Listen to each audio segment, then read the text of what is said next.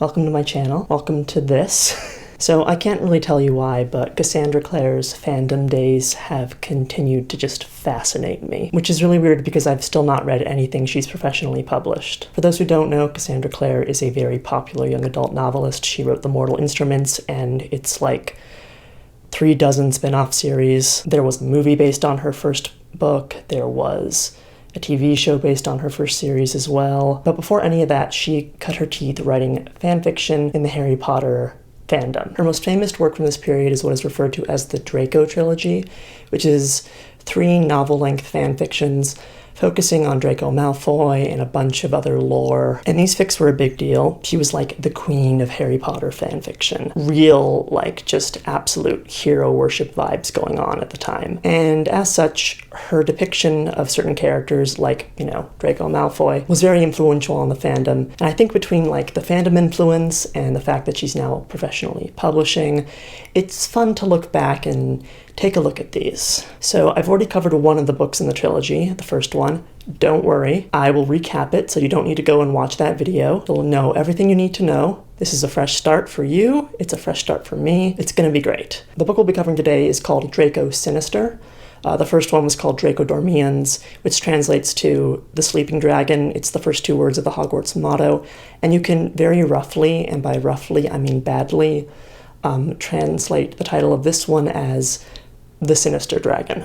But before I jump into this, recap the first book and then get started on this, I want to make something very clear. I don't condone anything J.K. Rowling has said or done in the past several years. So trans rights are human rights. If you don't want to watch this because it's Harry Potter related, I totally get it. I am not going to judge you for that. Do what you gotta do. It's fine. With that said, let's get into a recap of book 1. If I can't recap this in under 3 minutes, the video just won't be made. So this series was released online after book 4 was published, but before book 5 was released. It is within the chronology of Harry Potter itself, set 2 years in the future. The characters have all just finished their 6th year. We open in the class where Snape is teaching everyone about Polyjuice Potion, and he's like pairing everyone up so they can each take the potion and transform into their partner, that kind of thing. He ends up deciding to pair up Draco and Harry for the lulz, I guess. They transform into one another, but for some reason they don't change back. Harry, who looks like Draco, ends up getting into a big fist fight with him, and he gets super injured,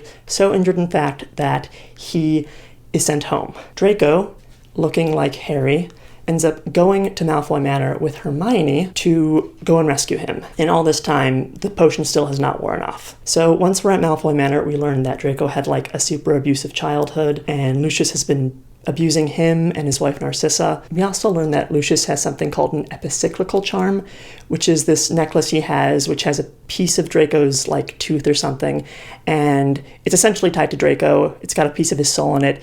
If Lucius damages it, Draco will die. There is a lot of running around, a lot of kissing. There's a love triangle between Hermione, Draco, and Harry, which is extra confusing because Draco and Harry look like one another. But long story short, Lucius and the Death Eaters kidnap Sirius Black. They want to hold him for ransom, so Harry will come and rescue him, not knowing that Harry's already in the manor. Draco helps them defeat Voldemort. Lucius is sent to St. Mungo's for being clinically insane or something. And Sirius, who in this I want to stress is not related to Narcissa Black, ends up marrying her. We also learned that Harry and Draco are both a very special kind of wizard called a Magid. It's M-A-G-I-D. I'm not quite sure how to say it, so I'm going with Magid. Magids can do wandless magic. They can do super powerful spells. They can resist dark curses, etc. This is why Voldemort wanted to kill Harry. He knew that Harry would be a big threat. He somehow knew that Harry was going to be a Magid. And so in the end, Harry and Hermione start dating, and Draco is seemingly on good terms with them. Oh, also, Draco now has this sword that's super powerful, and it can only be wielded by Magids. I don't think the characters know this yet, but it's actually the sword that used to be wielded by Salazar Slytherin back in the day. Draco is actually descended from Salazar Slytherin, and Harry is descended from Godric Gryffindor. We'll be getting into it later. Just roll with it. And also, we learn at the end that summer, Harry and Draco are going to go to a special Magid school to learn how to control their powers. Alright, you got all that? Some stuff's not been covered yet, but I'll get to it when it's important. This is the cover of Draco Sinister. I like this one a lot more than I liked the cover for Draco Dormiens. Draco Dormiens' cover is just a really broody anime-looking Draco who for some reason has like a black rose that has nothing to do with the plot. But this, I like this. It's broody, it's nice, it's got the sword, which is a lot bigger than I kind of figured it would be, but moving on. Chapter 1, Bad Dreams. As this chapter begins, Draco has a bad dream. And again, the same dream, death and blood and terror. He lay in the mud on a battlefield, and all around him were scenes out of a nightmare. Goblins with sharp swords ran past him, carrying the decapitated heads of wizards in their fists. Screaming giants tore men limb from limb with the force of their arms, and scattered the severed parts over the field like a ghastly confetti. So he wakes up from this in like a cold sweat, and he's like, I should tell someone about this, right? He considers telling Hermione about it, but he's like, well, if I write a letter to her, she'll tell Harry. And he doesn't really trust anyone else, so he's just not going to write a letter. We then immediately cut to Hermione reading a letter from Harry. Psych! I do think this is kind of fun, to be honest. It's kind of playing on like the beginnings of a lot of the Harry Potter books where like Harry has a prophetic dream and then he's like reading a letter that Hermione or Sirius has sent him, and maybe he sends one back, but instead it's Draco. It's fun, you know, I appreciate it. In this letter from Harry, we get a lot of exposition that is going to be important. Sirius and Narcissa are traveling right now. The marriage hasn't actually happened yet.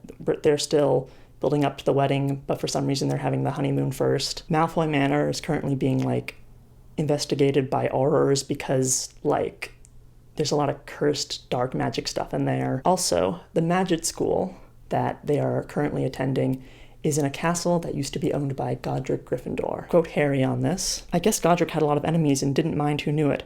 What does this mean? I don't know. Professor Lupin is teaching at the magic school. Fleur Delacour is also there. Apparently, it's more likely for magics to show up in people who are part Vila, and her powers have kind of developed a bit late because she's like a few years older than Draco and Harry. Anyways, Hermione is reading this. She is at the burrow with Ginny and Ron, who, unlike in the last video, is going to have a much more prominent role. Ginny flushed very slightly. She still retained the vestiges of her terrible crush on Harry, although she was nevertheless quite genuinely happy for Hermione. That was the thing about Ginny, thought Hermione. She was such a very nice person that it would be impossible to dislike her, although the two girls had never been close. Ginny had always seemed to Hermione to be a girl's girl, more interested in clothes and boys than Hermione could imagine herself being, although her year at Beauxbaton had invested her with an appealing new gravity. I have no idea if I said Beauxbaton or Beauxbaton correctly. Someone's gonna correct me in the comments, I can already tell. But yeah, Cassandra Clare had some opinions about Ginny. Basically, she thought that Ginny was a very poorly defined character, that she was just kind of like this bland amalgamation of the Weasleys that Harry was inevitably going to have to marry, even though she wasn't particularly deep. I do find it funny that she's described here as being kind of a girl's girl, because once Ginny in the canon began to get some development, she really wasn't. Like, Ginny is the one sister amongst a family of boys. That really shines through in, like, Order of the Phoenix, I think. But yeah, basically this section is Cassandra Clare patting herself on the back because she's going to give Ginny a personality in this fic, which she didn't think she had up to this point. Just putting that out there. Wanted to give that context. Hermione asks Ron if his brother Bill is still seeing Fleur, and he's like, on and off. Hermione scowled. She did not like the idea of an unattached Fleur being anywhere within 10 miles of Harry, or Draco. Although Draco was part Vila himself and could probably fight her off better than Harry could. Also, it was none of her business what Draco did, she thought to herself. But really, he could do better than Fleur. She just knew he could. Okay, I get that Vilas have, like, magic that attracts people to them. This is still really scummy. It's really catty. I hate it. Also, the whole Draco being part Vila thing, I don't know what to make of this. I think maybe, I vaguely remember maybe him bragging about having Vila ancestry on the Hogwarts Express maybe in one book, but I always kind of assumed that, like, he was making that up for clout. I could be wrong, though, but it is an important plot point for this book. Hermione then sees there is another letter, this one from Victor Krum. She opens it, and essentially he wants to have a drink with her at the Leaky Cauldron. He's in the country. From what I remember, I think things ended kind of badly with Victor, so I don't know why she'd do this, but let's go with it. Ginny needs to do some shopping in Diagon Alley, so she agrees to go with Hermione. I keep pointing at Draco when I say that. Not sure what that's about. Hermione's like, I gotta write a letter to Harry to tell him I'm doing this before I go and do it. She scurries up the stairs. She nearly runs into Ron, and Ron's all of a sudden like, hey Hermione, what's that? That, said Ron, and put his hand on her neck, where the collar of her shirt ended. It took her a moment to realize that he was fingering the thin gold chain around her throat. You don't usually wear jewelry. Oh, she said, this. It's Draco's epipsychical charm, she said, a little self-consciously. He gave it to me. Ron goggled at her. Isn't that a little weird, he said. I mean, what if you dropped it or forgot it somewhere or... Ron, Hermione glared at him. Like I'd ever do that. Anyway, Dumbledore put some charms on it so it can't be lost or misplaced or damaged. Tried to give it to Dumbledore, but he said it was Draco's to do with what he wanted. And I don't think Draco wanted to keep it. It probably reminds him of horrid things like his dad. She shuddered. So yeah, the epicyclical charm, it's not just like a piece of like Draco's literal body that is magically attached to him. It's literally a piece of his soul. It's kind of like the Horcruxes from the actual books. And who knows, maybe Joanne stole the idea from this. We jump back to Magid School. Yeah, that seems to be its name, just Magid School. We're in its equivalent of the Great Hall, and Fleur has just sat down with Draco and Harry. She has been sticking to them like glue since they got here. You are part of Vila, are you not? Fleur continued. I am as well. I am sure we are related. I have brothers who look just like you. I take one look at you across the hall and think to myself, that is a beautiful boy. He must be related to me. Fleur said this with no shred of humility. She was just as conceited as Draco, which in Harry's opinion lent a certain credibility to her assurance that they shared family. Harry gets the letter from Hermione about her going to see Victor Krum. He's not happy about it, but he's just kind of like, it's fine. He's really mad. How dare she? How dare she have a drink with that guy who she doesn't really like that much now? Awful. Lupin then pops up behind them and is like, hey, Harry and Draco, I wanted to talk to you privately. They go back to Harry and Draco's dorm room. I forgot to mention this, but they're roommates. And they were roommates. Oh my god, they were roommates. Lupin tells Draco that he wants to look at the sword. He's been requested to do this by Dumbledore himself. Keep in mind, the sword can't be touched by non-Magids, or at least not Magid humans. Lupin explains that because he's a werewolf and he's like a dark magic creature, he can handle it just fine. Oh yeah, the werewolf thing, said Draco with candid interest. That must really suck. Draco, said Harry in a warning tone. But Lupin, surprisingly, was smiling as he looked at Draco. You remind me so much of Sirius when he was young. It's really uncanny. But in what fucking way? People said this in the last one as well, and they never elaborate on it, so it just seems like nonsense. Lupin takes the sword and is like, Incendio! And it like bursts into flames for a second, and when they fade, there's an inscription on the side.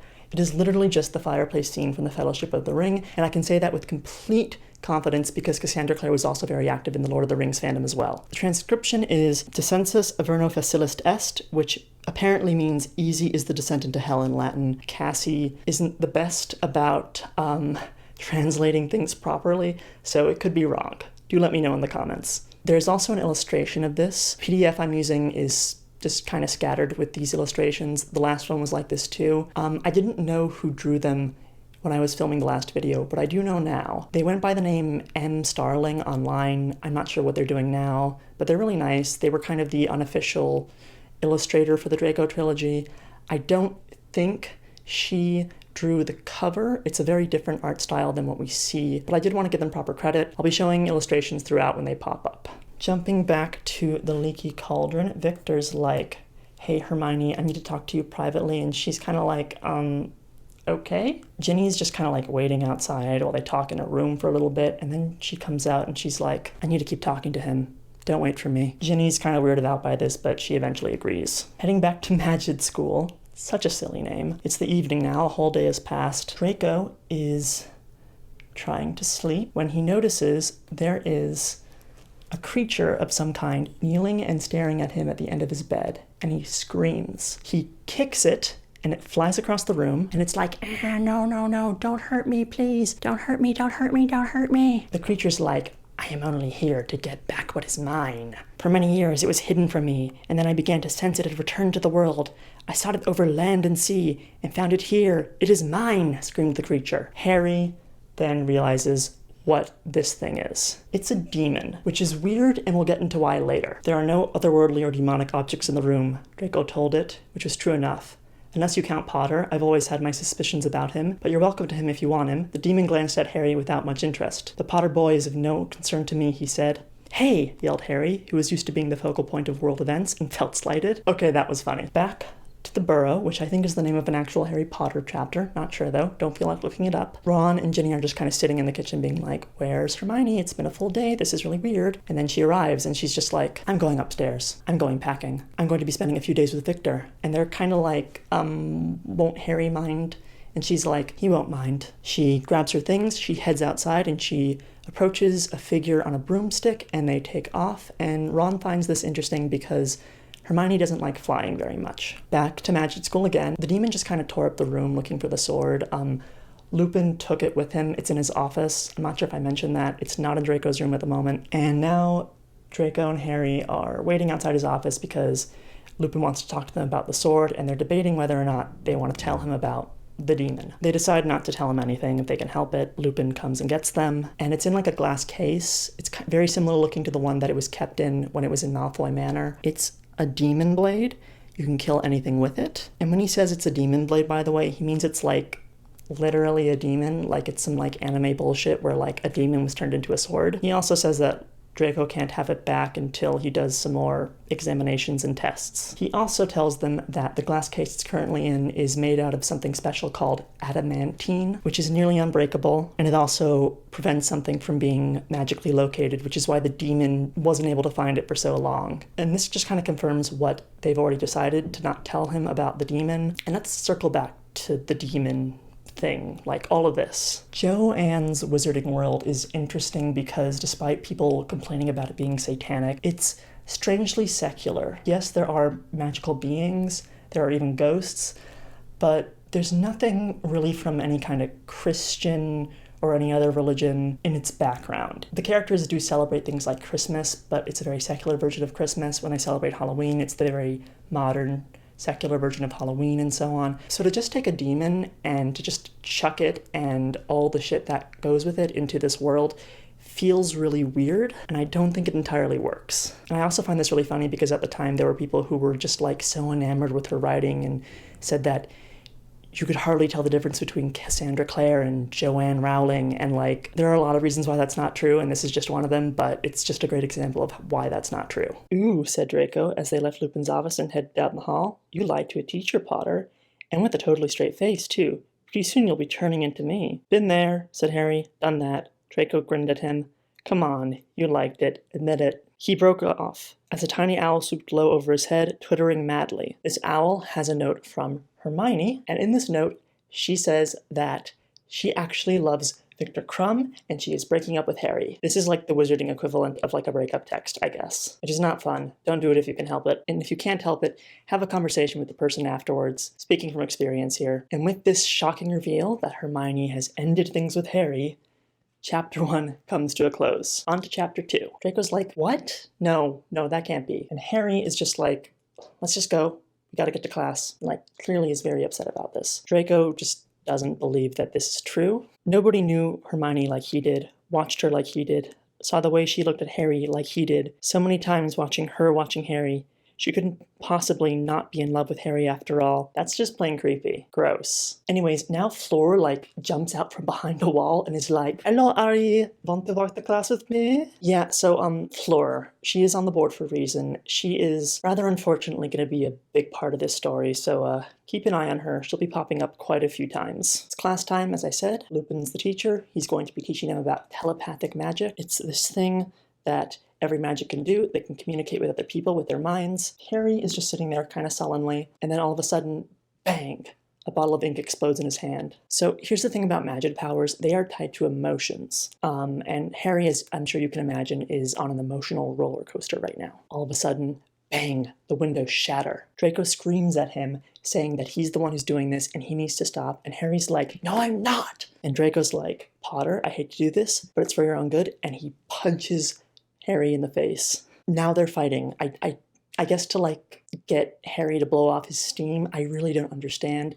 This is the second book in a row, by the way, where these two have had an all-out fist fight in a classroom. I am perturbed. Lupin screams at them, drags them over to his office, and is like, "Stay here until I come back." Now they're just kind of sitting there. Draco waved a dismissive hand. "I don't ever apologize. Why should you? You don't apologize? Like you don't faint?" "Right," said Draco. "What else don't you do?" "I don't cry," said Draco. "And I don't dance. Hate dancing," he shuddered. "And I don't think Hermione's in love with Viktor Krum either." And I then notice that there's like a book open on Lupin's desk, and it is open to a picture of what kind of looks like the sword. And the title of this page is The Living Blade. It becomes clear that this is definitely Draco's sword, and the book describes it as pure evil. But Draco still really wants to keep it. Like, it's just like it's his keepsake. Lupin comes back in. He apologizes to them. They get to talking some more, and he hears about Hermione running off with Victor Crumb, and he's like, well, that's not possible because I was just listening to the Wizard Radio and he was just playing a game in Belgravia. I think that's the name of the country. I wrote like 3 different names for it in my notes, and I'm not even sure if any of them are right. So if there's an inconsistency there, that's why. Alarm bells are now super ringing. Like, this is not normal. Something's off. Back at the Burrow, Ron and Ginny are harassing Percy, who's in this for just one scene, so he doesn't have a picture, about trying to get in contact somehow with Victor Crumb through him. They want Victor Crumb's address in his home country. Why the Ministry of Magic would have this, I could not tell you. And Percy's kind of like, this is stupid. I don't have time for it. I have much bigger things to deal with right now. And he kind of throws a copy of the Daily Prophet at them. Headline of the Daily Prophet proclaims that the Dementors have abandoned Azkaban. Dun, dun, dun. They just vanished, just leaving like 200 prisoners like unguarded. It's really bad. It's a shit show. Ron starts to speculate. What if Hermione acting weird and the Dementors disappearing are somehow related? And Ginny's like, well, how would they be? And he's like, I don't know. He's right, though. Harry and Draco are sitting in their dorm room, just being really antsy. And eventually Draco's like, the Burrow's just a few hours away if we fly. Let's go over there. Let's figure this out. And yeah, Draco is insisting that he's going to be coming along on any sort of rescue mission. He wants to be involved in this because, he still loves Hermione. So they do that. Draco knocks on the door. Ginny answers it. They all come in, they exchange their information, and they start making a plan. But before they can do that, Ron is just, really pissed that Draco's even here. He just hates this guy's guts, and he doesn't understand why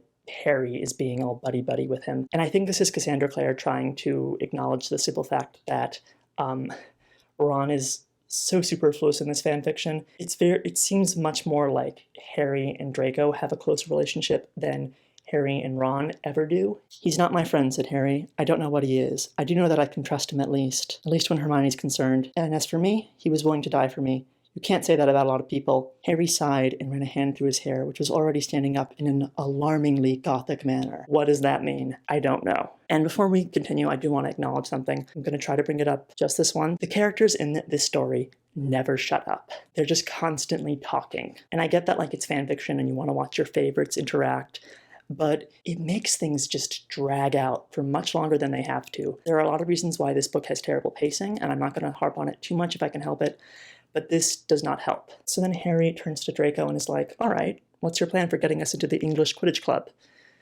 I don't know why they're going there. It turns out that Victor Crumb actually is there, but I don't know how they figured that out. Victor Crumb's not even on the English Quidditch team, so why he would be there, let's just go with it. Let's go with it. Harry and Draco go alone. Harry is able to bluff his way past the security guard by being like, I might be playing for England next year. They go on in, they show Crumb the letter, and he's like, yeah, no, I didn't send that. So then they're like, okay, but what were you doing last night? And he's like, I don't remember. They don't believe him, so Draco's like, screw it. And he points his wand and he goes, Veritas, which is this dark magic curse that forces someone to tell the truth.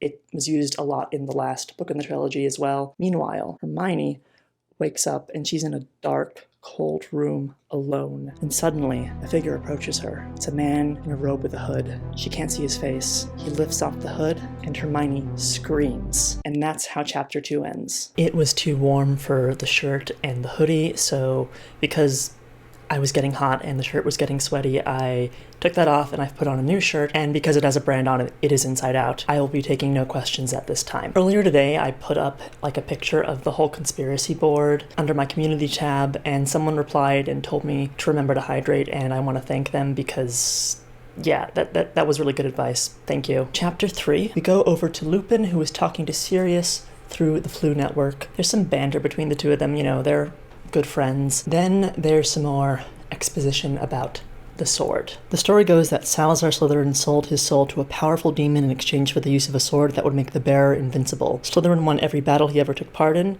and then one day, he just vanished. The sword was thought to be lost as well. In fact, the story goes that he may have backed out of the deal with the demons, like he was going to give them something in return, but he just took the sword and ran off somewhere, which is bad because he wasn't meant to keep the sword for forever. Lupin shrugged. No one knows what happened to him, but it's generally considered that it wasn't good. Lupin also says that there is a prophecy attached to the sword. When the sword is once again wielded in battle by a descendant of Slytherin, Slytherin himself will return, and he and his descendant will join together to wreak havoc and terror on the wizarding world. Alright, heading back to Hermione, who is about to meet the villain for this piece. I've kind of just given it away, but maybe a week or two ago, I put up a poll, again under my community tab, asking people what they thought the villain for this story was going to be. Over 300 people voted. Almost all of them got it wrong, I'm afraid. I'm kind of sad, to be honest. The number one choice was Draco Malfoy's evil twin, which is not what we're going to get. And I think last I checked, the second most popular one was Lucius Malfoy with a makeover, but it's neither of those. It was the face of a man about Sirius's age, a face as white as salt, with enormous prominent cheekbones and white hair that was matted and shaggy. This man had a large, beaky nose and razor-thin eyebrows, and his mouth was a grim, hard line. He was incredibly thin, even thinner than Sirius had been when he came out of Azkaban. Tattooed on each bony cheek was the clear image of a skull with a serpent protruding from its mouth. The dark mark. It was horrible to look at, but that's not why Hermione had screamed. It was because she knew who he was. How could she not? There were statues of him, portraits of him, all over Hogwarts, and yet it was impossible. Dark magic, she thought. This is very dark magic. He is dead, dead for 1,000 years. And to raise the dead was necromancy, the worst kind of black magic there was. It's Salazar Slytherin. He's back! So this artwork, though, this was drawn for me by one of my viewers, Moon.Tokkym. They do art, they do comics. I shall provide a link to their YouTube page below, and I'm obsessed with this.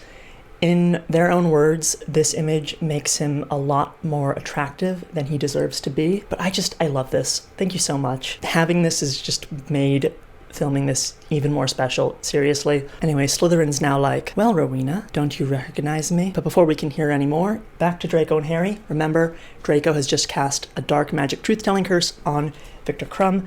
Victor Krum is okay with it. He's very perturbed that he doesn't remember where he was. Victor starts telling like a really boring story about like how, he was in the game and then he went to sleep early or whatever, and it's clearly not the truth. Like, we all know that it's not true. So then Harry and Draco cast the Veritas Curse again in hopes that it will be like extra powerful because they're both magids and they're doing it at the same time. And that seems to break through. Krum says that he was drugged with something by someone, made to contact Hermione. Then he was forced to put her under the Imperious Curse. He dropped her off at King's Cross Station. He's able to give a description of who picked her up from the station, though, and based on the physical appearance that he describes, they realize that it is Wormtail. I think this photo is a little too dark, so you might not be able to make out his figure, but let's keep moving. Meanwhile, Salazar has now revealed that Wormtail is with him. Shocker, I know. And Wormtail's like, oh, I serve the master of my master now. You know, he's just a little, like, opportunist, basically. He sucks.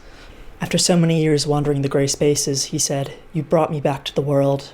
I did what? Hermione gasped.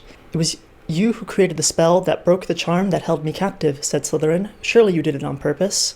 So, long story short, the reason why Draco got the sword from the adamantine case in like Malfoy Manor is that the case broke because of a very powerful whirlwind charm that Hermione was responsible for. That is what all of that is referring to. It's just a small detail. Moving forward. Don't you remember, said Slytherin, gazing at her out of his empty eyes, when I told you that I would never truly die? No, said Hermione sharply. I don't remember because I'm not who you think I am. Rowena Ravenclaw is dead, she said. She's been dead 1,000 years. Now Salazar has just grabbed her by the scruff of her neck and is like, oh yeah? Well, what about this? And he holds up the epicyclical charm and he's like, my Rowena held onto my epicyclical charm and now you're holding onto my descendants. Isn't that interesting? In this moment, it's also revealed that at some point or another, Rowena Ravenclaw left Slytherin to be with Godric Gryffindor. And a reminder as well, funnily enough, that Harry is a descendant of Godric Gryffindor. Put a pin in it. We'll get to it later. We're back at the Burrow. Harry and Draco are like, well, that was not actually that helpful. I'm not sure what we can do moving forward with that information. Draco goes outside and he lifts his hand into the air and he casts Accio. He is going to summon a book from his father's study. Down from the sky plummets a large green spell book. He takes the book, he goes back into the house to go up to bed, but before that he exchanges some witty retorts with Ginny I'm not going to repeat. So then, that night, Draco is having another really spooky dream.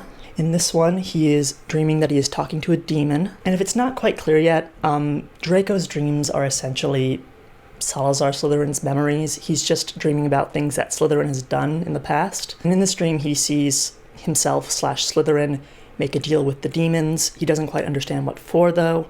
As a part of this ritual, one of them stabs Draco/Salazar in the chest, and this is when Draco wakes up. He's screaming in pain, and Ginny runs in and is like, "What the fuck is going on?" She is able to calm him down, and they have a bit of a moment. Next morning, we're really speeding through time in this book, I gotta say, at least at this point. Ginny goes down to breakfast where Harry and Ron are. She mentions what happened last night with Draco.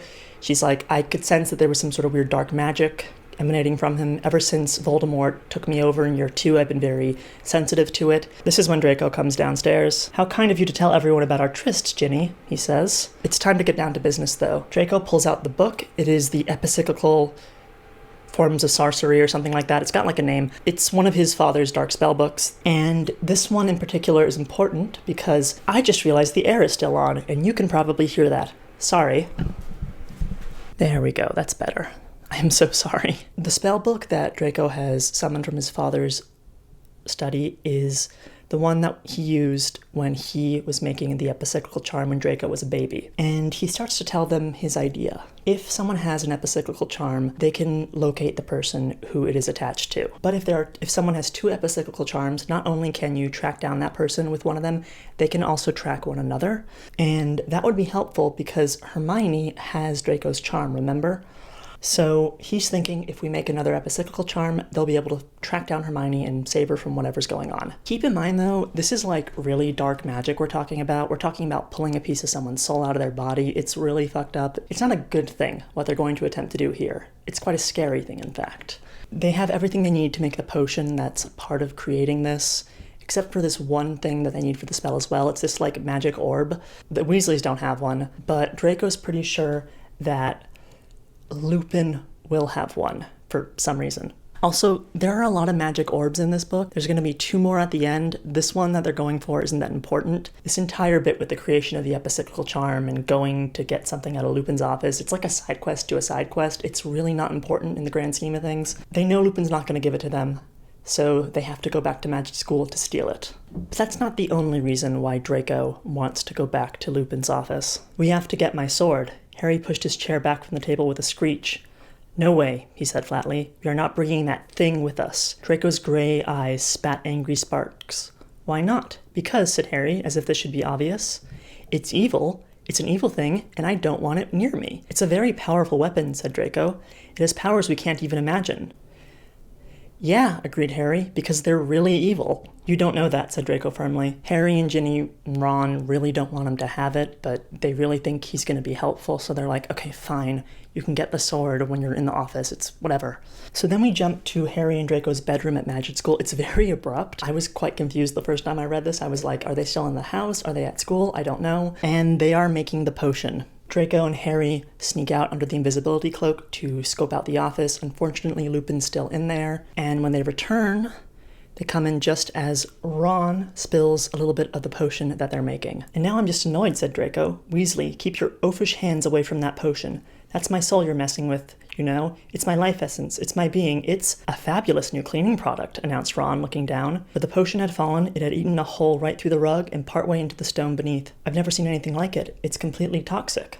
They all stared curiously. "I refuse to consider this as a reflection of my personality," said Draco, looking at the charred rug. Again, kind of funny. I'll give that to Cassie. They still need to get rid of Lupin, though. He is still in his office. And so Draco gets an idea, and he goes over to Fleur's bedroom, and he starts talking to her. Draco wants Fleur to act as kind of like a cutesy distraction to Lupin. You know, kind of act as like a distraction who doesn't actually know what's going on, that sort of thing. Fleur is resistant, though. Draco bit his lip in frustration. "Fleur, the man's a werewolf. How stodgy can he be?" "He is boring," said Fleur firmly. "He is boring and stuffy in English. Not like you," she added quickly. "You are English boy with French instincts," she grinned. "And vile blood. You are not boring. But Lupin, he fills me with ennui." Who writes a worse French person, Joanne Rowling or Cassandra Clare?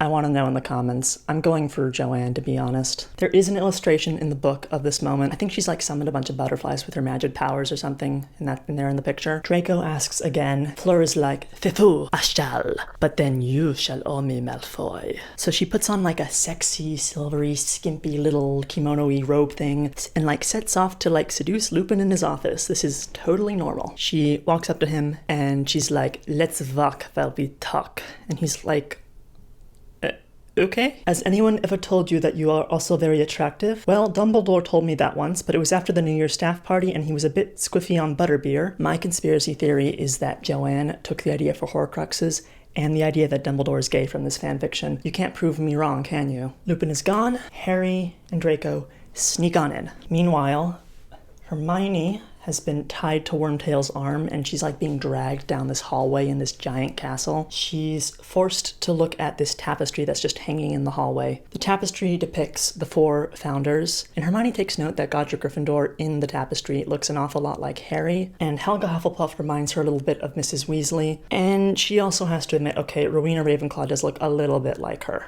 I know what some of you are thinking after you heard that. I was thinking it too. We'll get to it when it comes up in the story. Harry and Draco are still in Lupin's office for some reason. Draco's been trying to break open the adamantine case, which is difficult because, you know, it's made of an unbreakable glass. And he really wants that sword. So he gets like all pouty and guilty looking. And he's like, oh, Potter, I didn't want to tell you, but a few months back, Hermione and I kissed. And Harry's like, I don't believe you. Draco's like, oh no, it's true, it's true. And he just keeps winding Harry up until, bang, the adamantine case explodes. Remember, magic powers connected to emotions. Harry's broken stuff before in the story already. And then Draco's like, yeah, that wasn't true.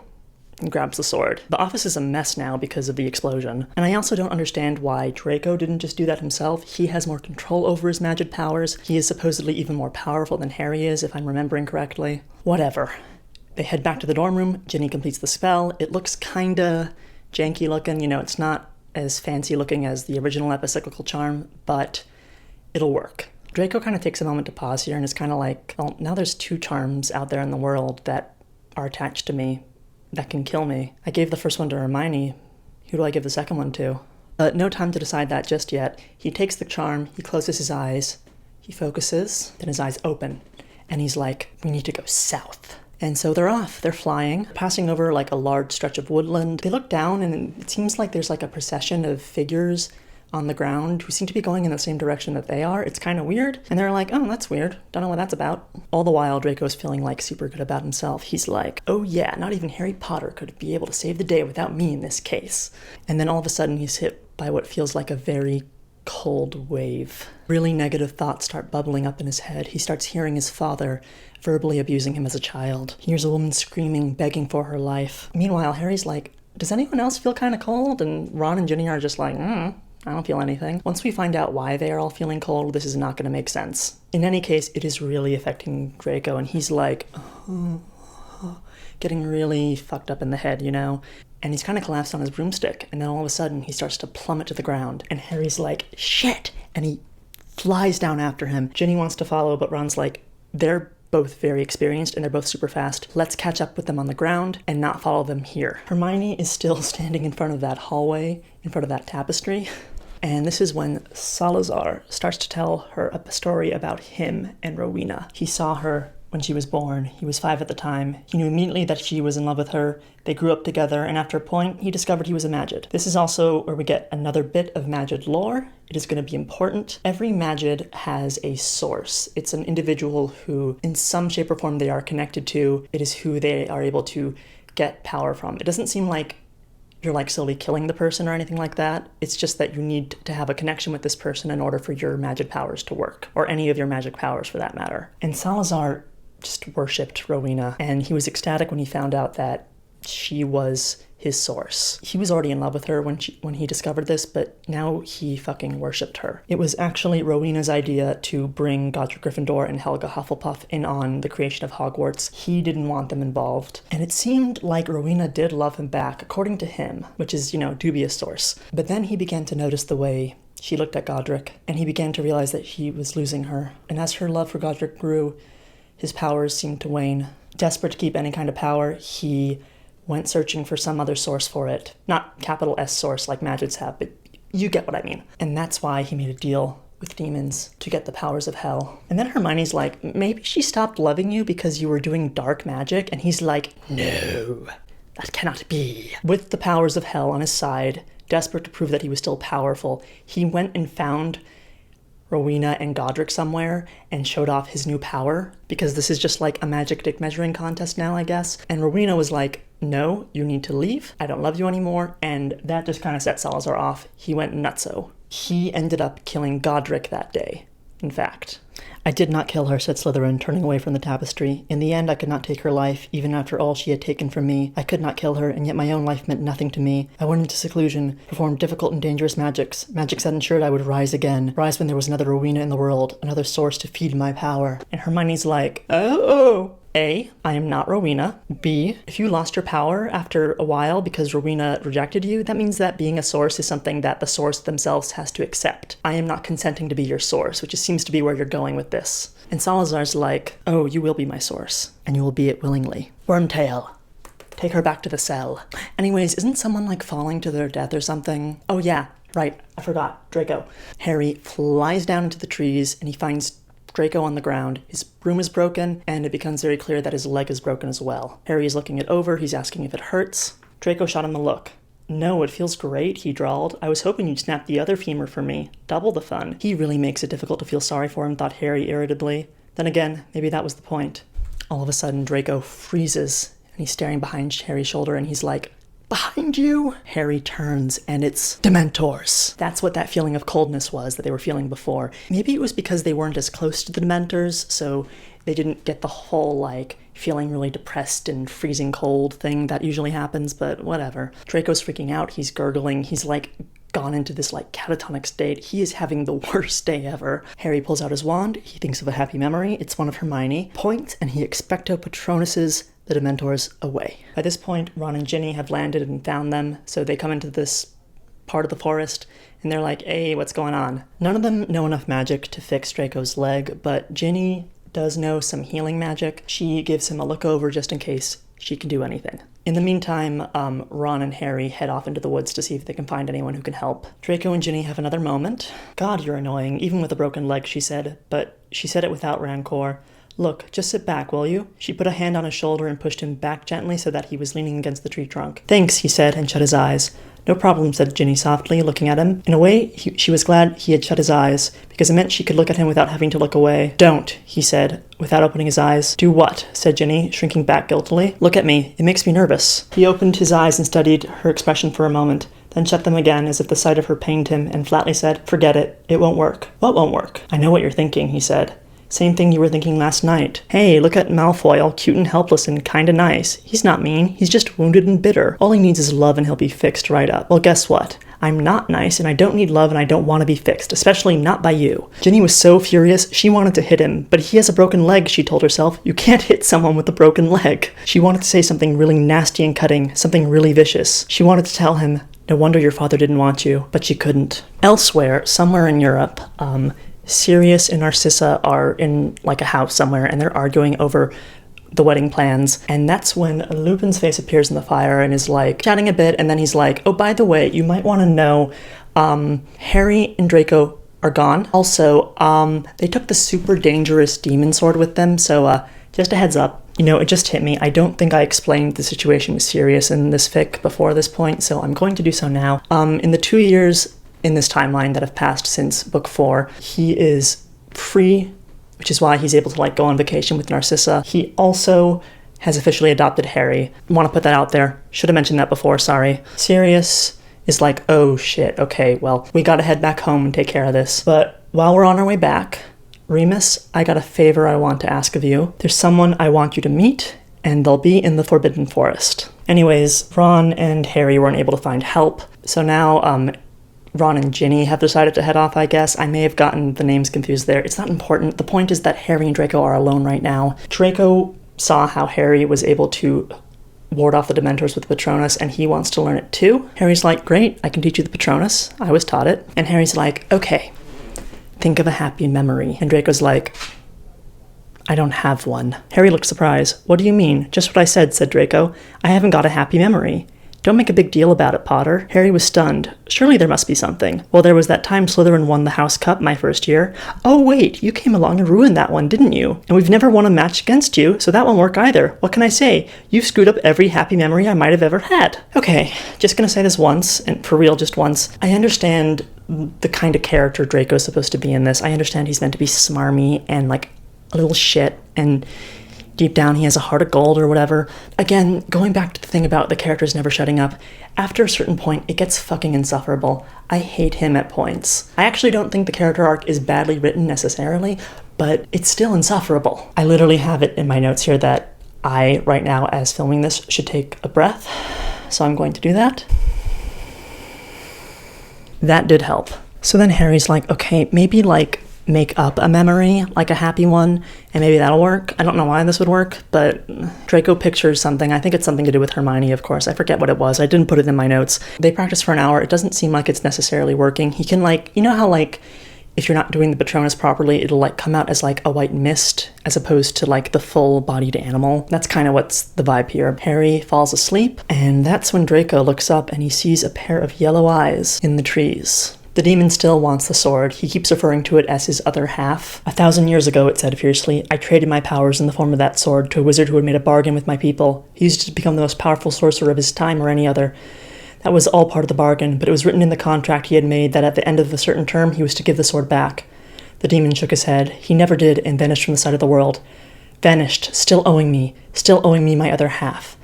And the demon's also like, you say you want to keep the sword, but surely you can't control it. Surely at the very least it's affecting you in your sleep, right? Remember, Draco's been having nightmares. Draco again refuses, and at this point the demon's like, fine.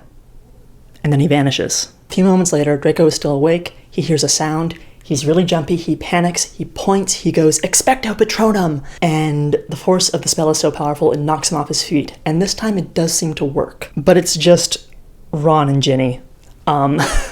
They're back. They weren't able to find anyone either, and as they're debating, all of a sudden, a figure apparates into the clearing, back to Remus in the Forbidden Forest, and he is talking to a centaur. The centaur's kind of like, why did you summon me? Lupin's like, I am here on behalf of Sirius Black. You owe him a favor. I wish to speak to Bane and Ronan, and the centaur is like, oh, them? He says that they have fled in fear of He Who Rises, and he informs Lupin that Salazar Slytherin has returned. He retains only enough power to summon his children to whom already they have begun to travel. The Dementors, Lupin said. So that's where they've gone. The centaur cocked an eyebrow.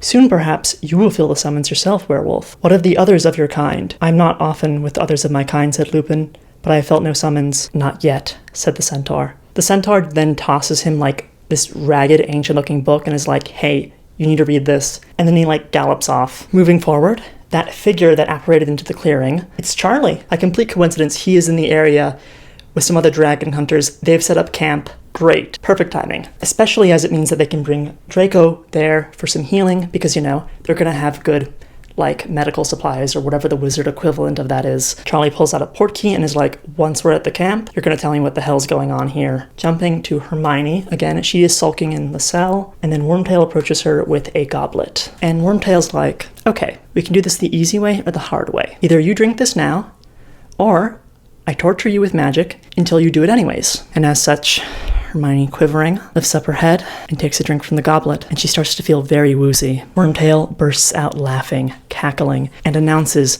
that she has just drank love potion. It's going to put her to sleep, and when she wakes up, the very first person she sees, she'll fall in love with. And Salazar is going to be the first person she sees when she wakes up. Hermione begins to panic, but before she can do anything about it, she begins to nod off and falls into a deep, magical slumber. We're back at the Dragon Hunters camp, and Charlie is interrogating them. He really thinks he should tell Mr. and Mrs. Weasley where they are. This is where we learn where Mr. and Mrs. Weasley themselves are. According to Charlie, they are, and I quote, on vacation in the Lake District. I don't know what the Lake District is, and also he should be saying holiday because he's British. Ginny cuts in and is like, hey, remember when you told Mom that you were going to be a dragon hunter? And she cried for like 3 days? She doesn't approve of what like half of her kids do. They don't trust us, just as a rule. Our parents don't trust us. You should be able to trust us. This is a really weird argument, and I don't understand it. but let's keep moving. Does seem to win over Charlie in any case. Couldn't tell you why. Then he's like, hey, wanna look at some dragons? And they're like, fuck yeah. So he takes them over to this like giant clearing. It's got like magical force fields around it. And they look at the dragons and Charlie points to one and he's like, that's the one that alerted us to you being in the area. It turns out that when Draco did Expecto Patronum, when he was shocked by Ron and Ginny coming back, he produced a Patronus and it was a dragon. Get it? Because Draco. This dragon in the clearing saw it. At this point, Draco, who's having his wounds tended to, emerges from a meta tent. His clothes are still kind of a mess. So Charlie's like, tell you what, I've only got dragon hunter's gear, but you need some new clothes. Let me lend you some. Some of you might know where this is going. Draco goes into Charlie's tent. He emerges. And lo and behold, he's wearing leather pants. Just give me a second. Okay, I had to disconnect my microphone to make this work, and I had to move the camera back. If you are someone who's just listening to this, look up at your screen. I've got me some leather pants. These used to fit me. I've lost weight since then, but it seemed appropriate to wear them for this section. I'm really worried that no one's going to be able to hear me during this because I don't want to project my voice too much. I got roommates sleeping. Bit of context for this, and then I'll just go back to our usual setup. Basically, a few of Cassandra Clare's close friends started joking about how funny it would be if Draco actually did wear leather pants in the fic, and so she made it happen. And Draco and leather pants as a term is very much used to refer to a character from canon who fandom has taken and kind of morphed them into a broodier, more empathetic, maybe even more Byronic, perhaps, interpretation, which is kind of what's happening here with Draco.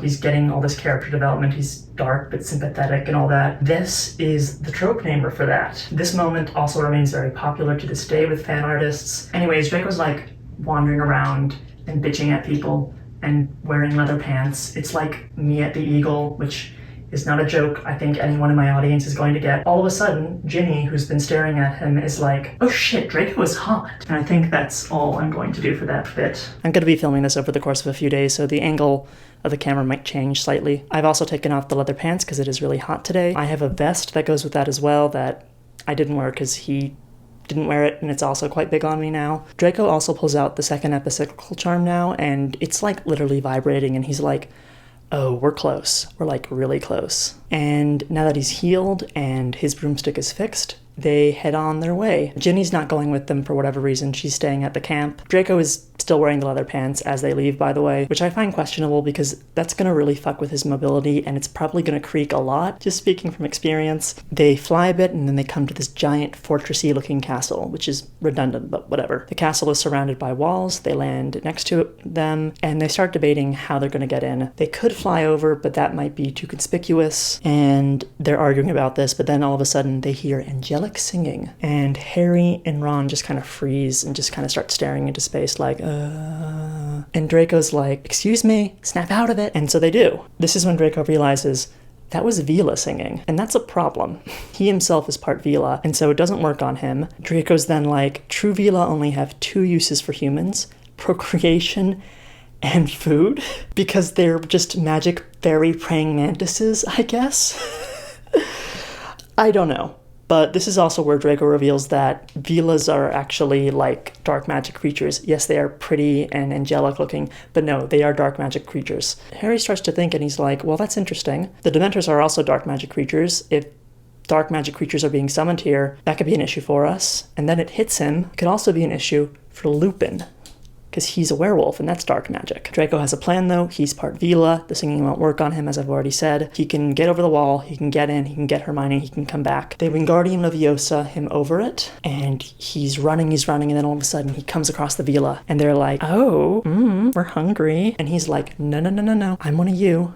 I'm also Vila. And one of them's like, oh yeah, he's not as ugly as they usually are. And then one of them tries to kiss him to somehow check for sure, and he's like, stop, no, I'm Draco Malfoy. And then all of a sudden, the Vila just kind of stop and are like, oh, okay, why didn't you say so? There's another illustration of this happening at this point. It's nice. They all of a sudden just decide to let him pass, and he edges quietly towards the castle, towards one of the towers. You can tell that Hermione is in that tower, but it's a bit of a walk though, so he has time for like an angsty internal monologue. He could see himself rescuing her, seeing her looking up at him, telling him he was amazing, brave.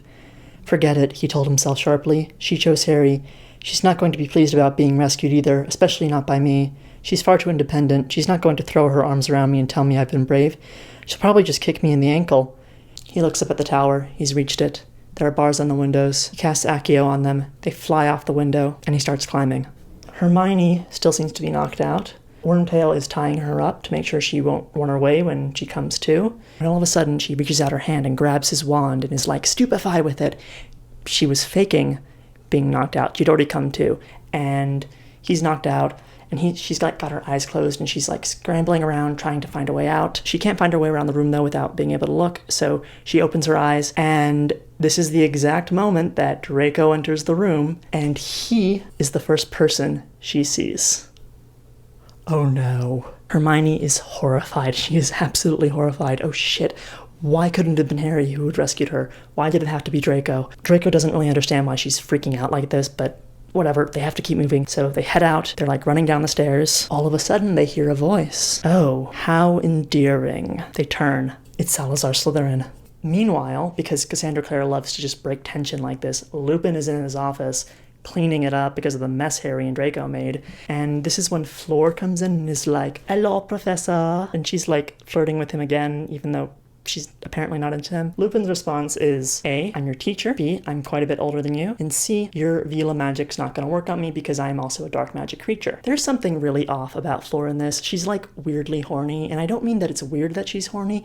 I mean that she's horny in a really weird way. I don't understand her at any given point. But before the two of them can have any other interaction, they are interrupted by Sirius, who has appeared in the fireplace again. Sirius and Narcissa have returned to Malfoy Manor, and he has a job offer for Lupin. Like I said before, Aurors have been going through Malfoy Manor and have been taking things, but they haven't touched the books yet. Sirius wants Lupin to look at them specifically. He thinks it'll be a good new job for him. I just had a sip of water I really needed because I was beginning to lose my voice. Jumping now back to the castle, because that scene was only a page long, I swear to God. Salazar is still staring, and Draco recognizes him and is like, "Oh wow, you're short. I recognize you, and you're shorter than I thought you'd be." "You're my ancestor," said Draco. He reached behind him and drew the sword out of its casing, holding it in front of him. "And I think this is yours." "It is ours," said Slytherin. "You have my blood in you, boy, and now you have my dreams and my memories. Soon you will become me." Draco shook his head. "I really don't see that happening," he said. Slytherin smiled again, even more coldly. "You're a child," he said. "You cannot recognize the workings of destiny. You think it is a chance that brought that sword to you, or brought you here, or brought you to her," he said, glancing at Hermione. "I had thought she would love me, but that she should love you, that is even better. History repeating itself, the way it was meant to be." "Hermione doesn't love me," said Draco. "Do you?" he said, swinging around and staring at her. Hermione didn't say anything. "Consider it a gift," said Slytherin. "From me to you. Only one example of what I can give you." Hermione's like quivering, holding onto Draco's jacket. And then Slytherin's like, "Here, boy, catch." And he throws something at Draco. And of course, Draco, being an idiot, catches it. And then they vanish. It was a portkey. It looks like this kind of silver cross necklace thing. Draco can't believe that he fell for that. And honestly, me neither. What the fuck, dude? I've got a lot of quotations I've got to read now, so bear with me. Draco got up, brushing grass off his clothes, and reached out a hand to help her up as well. She took it. It was like an electric shock. She felt a jolt go through her as his hand met hers, felt the potion in her blood respond with a wave of heat and a sudden searing of longing. She yanked her hand away. "Don't touch me." He looked at her, bewildered and with a rising anger in his eyes. "What is wrong with you, Hermione?" "What's wrong with me?" she echoed, with a mirthless sort of laugh. "I love you. That's what's wrong with me." She explains what's happened. "I think," she said, "that it's meant to be permanent." "Oh," he said again. Hermione's like, "We can't under any circumstances tell Harry that this has happened until I figure out a way to reverse it, okay?" "What does it feel like?" he said. "What does what feel like?" she asked, although she knew what he meant. "The spell," he said. She heard her own voice as if it came from far away. "When I look at you, I want to die." "Don't look at me," he said. His voice was soft, too, a voice he never used with anyone but her. "Don't look at me, don't talk to me, don't even come near me, and I won't come near you either. It's the only way." This all seems extremely healthy. They walk around the castle walls until they find Harry and Ron. Hermione runs at Harry and throws her hands around him. She still feels something for Harry. Even with the love potion in her blood, she still does love Harry. She's just kind of in love with both of them now. It's weird. Polyamory. That's the easy solution here, but I know they're not going to do it. They make it back to the Dragon Tamers camp. Charlie has meanwhile sent an owl to Sirius explaining what's happened and where they are. They're all catching up on what's happened. "He let us go," said Hermione in a dead sort of voice. "We didn't defeat him. Although I made a lot of very cutting remarks, and I'm pretty sure I wounded his feelings severely," Draco pointed out. "Let you go?" said Ron, looking puzzled. "Why on earth would he let you go?" "No idea," said Draco. Hermione looked at him, then quickly away. So far, they hadn't mentioned the love potion. She left it entirely out of her version of events, although she had told them everything else. Maybe, said Ron quietly. Malfoy convinced him to let them go. They all swung around and looked at him in astonishment. You had plenty of time in there by yourself, didn't you, Malfoy, said Ron in the same quiet voice. Did you make some kind of deal with him? Even Draco looked shocked. Deal? He said blankly. Well, you didn't come back to get us, said Ron, still looking at Draco. You must have been doing something all that time. Ron, said Harry. If Malfoy didn't come back to us, I'm sure he had a good reason. Harry looked squarely at Draco. Didn't you? Hermione watched Draco out of the corner of her eye as all the color drained out of his face. I couldn't, he said haltingly. The Velas. Fine, said Harry without rancor. It doesn't really matter, does it, he added, looking at Ron, if Hermione's all right? In answer, Ron pushed his chair back from the table and walked out of the room. Ron says he saw Draco when he was in the castle grounds. I guess they landed, right next to, a gate that he could look through. I don't know how he saw this. And he saw Draco talking to the Vela and just walking away without any issue. And as such, he does not trust Draco. Ron, as a whole, is, cartoonishly irrelevant. At least he was in the first book, and I wonder if Cassandra Clare got, complaints about that, because he has more to do, but it's mostly just to stand around and be like, oh, I don't trust Draco Malfoy. It's not helpful. But Draco has some choice words for Ron as well. I know what you are, said Draco. An inbred cretin with an inferiority complex the size of Brighton. Tell me, when are you going to admit that this is all because you're jealous? Ron went white. I'm jealous? You're the one who's in love with Hermione. I bet it just killed you that she chose Harry, didn't it? You just couldn't wait to take the first opportunity that came along to cut him out. Ginny's like, Ron? No. Draco's like, all right, fine, if that's how you feel. And he walks away. Ginny does chase after him, though. Hey, this is David after 20 minutes of filming. I left the fan on again, and I recorded so much, and I've only got so many days where I can film that I am keeping it in. I really apologize.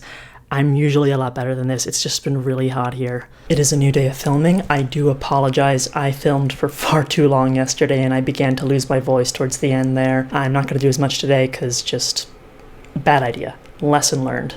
Seriously, I was super dehydrated for the rest of the day. I was out of it. So where was I? Right. Ginny chases after Draco after he storms off. And in case it's not clear just yet, Cassandra Clare is setting things up for the two of them to get together at some point. That's why they keep having these private moments. I may have already said that, I don't remember. This is also how we know that because she's very clearly trying to ship these two, that Hermione is going to end up with Harry at the end, which is so boring. I'm sorry.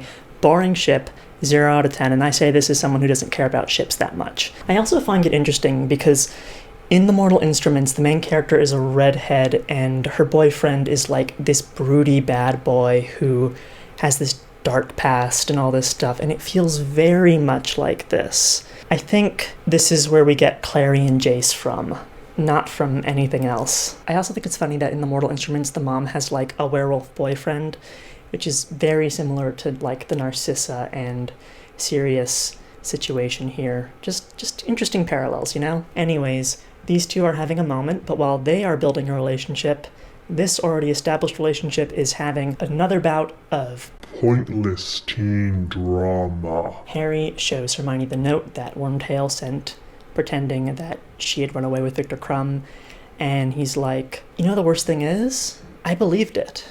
I don't know why I believed it, but I did believe it. And Hermione is shocked that he'd even fall for this, and me too. They keep talking, and I didn't talk about this in the last video, but towards the end, the two of them looked into the Mirror of Erised from Book 1 of Harry Potter, and for the first time ever, Harry didn't see his parents, he saw a future with Hermione instead. And that's what Hermione said she saw as well. And Hermione brings this up now and is like, well, were you lying when you said that? I know we were fighting at the time, and emotions run high, and was that true? Harry says, no, I wasn't lying, but I was worried you were. This relationship is just so toxic. I can't. And then this is when Harry just randomly brings up Malfoy, and Hermione screams and is like, I don't want to hear about him. Shockingly, and Harry's like, what? I understand that Harry is not blaming Hermione for his, insecurities here, and in a way this is kind of healthy, talking things out. They're still not communicating perfectly.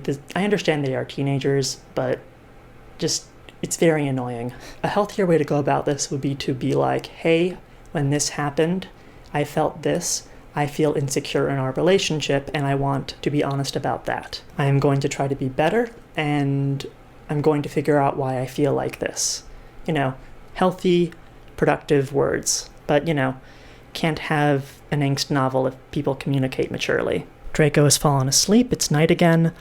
He has another nightmare about Salazar. This time it's about when he killed Godric Gryffindor. He screams, "Oh my god, who did I kill?"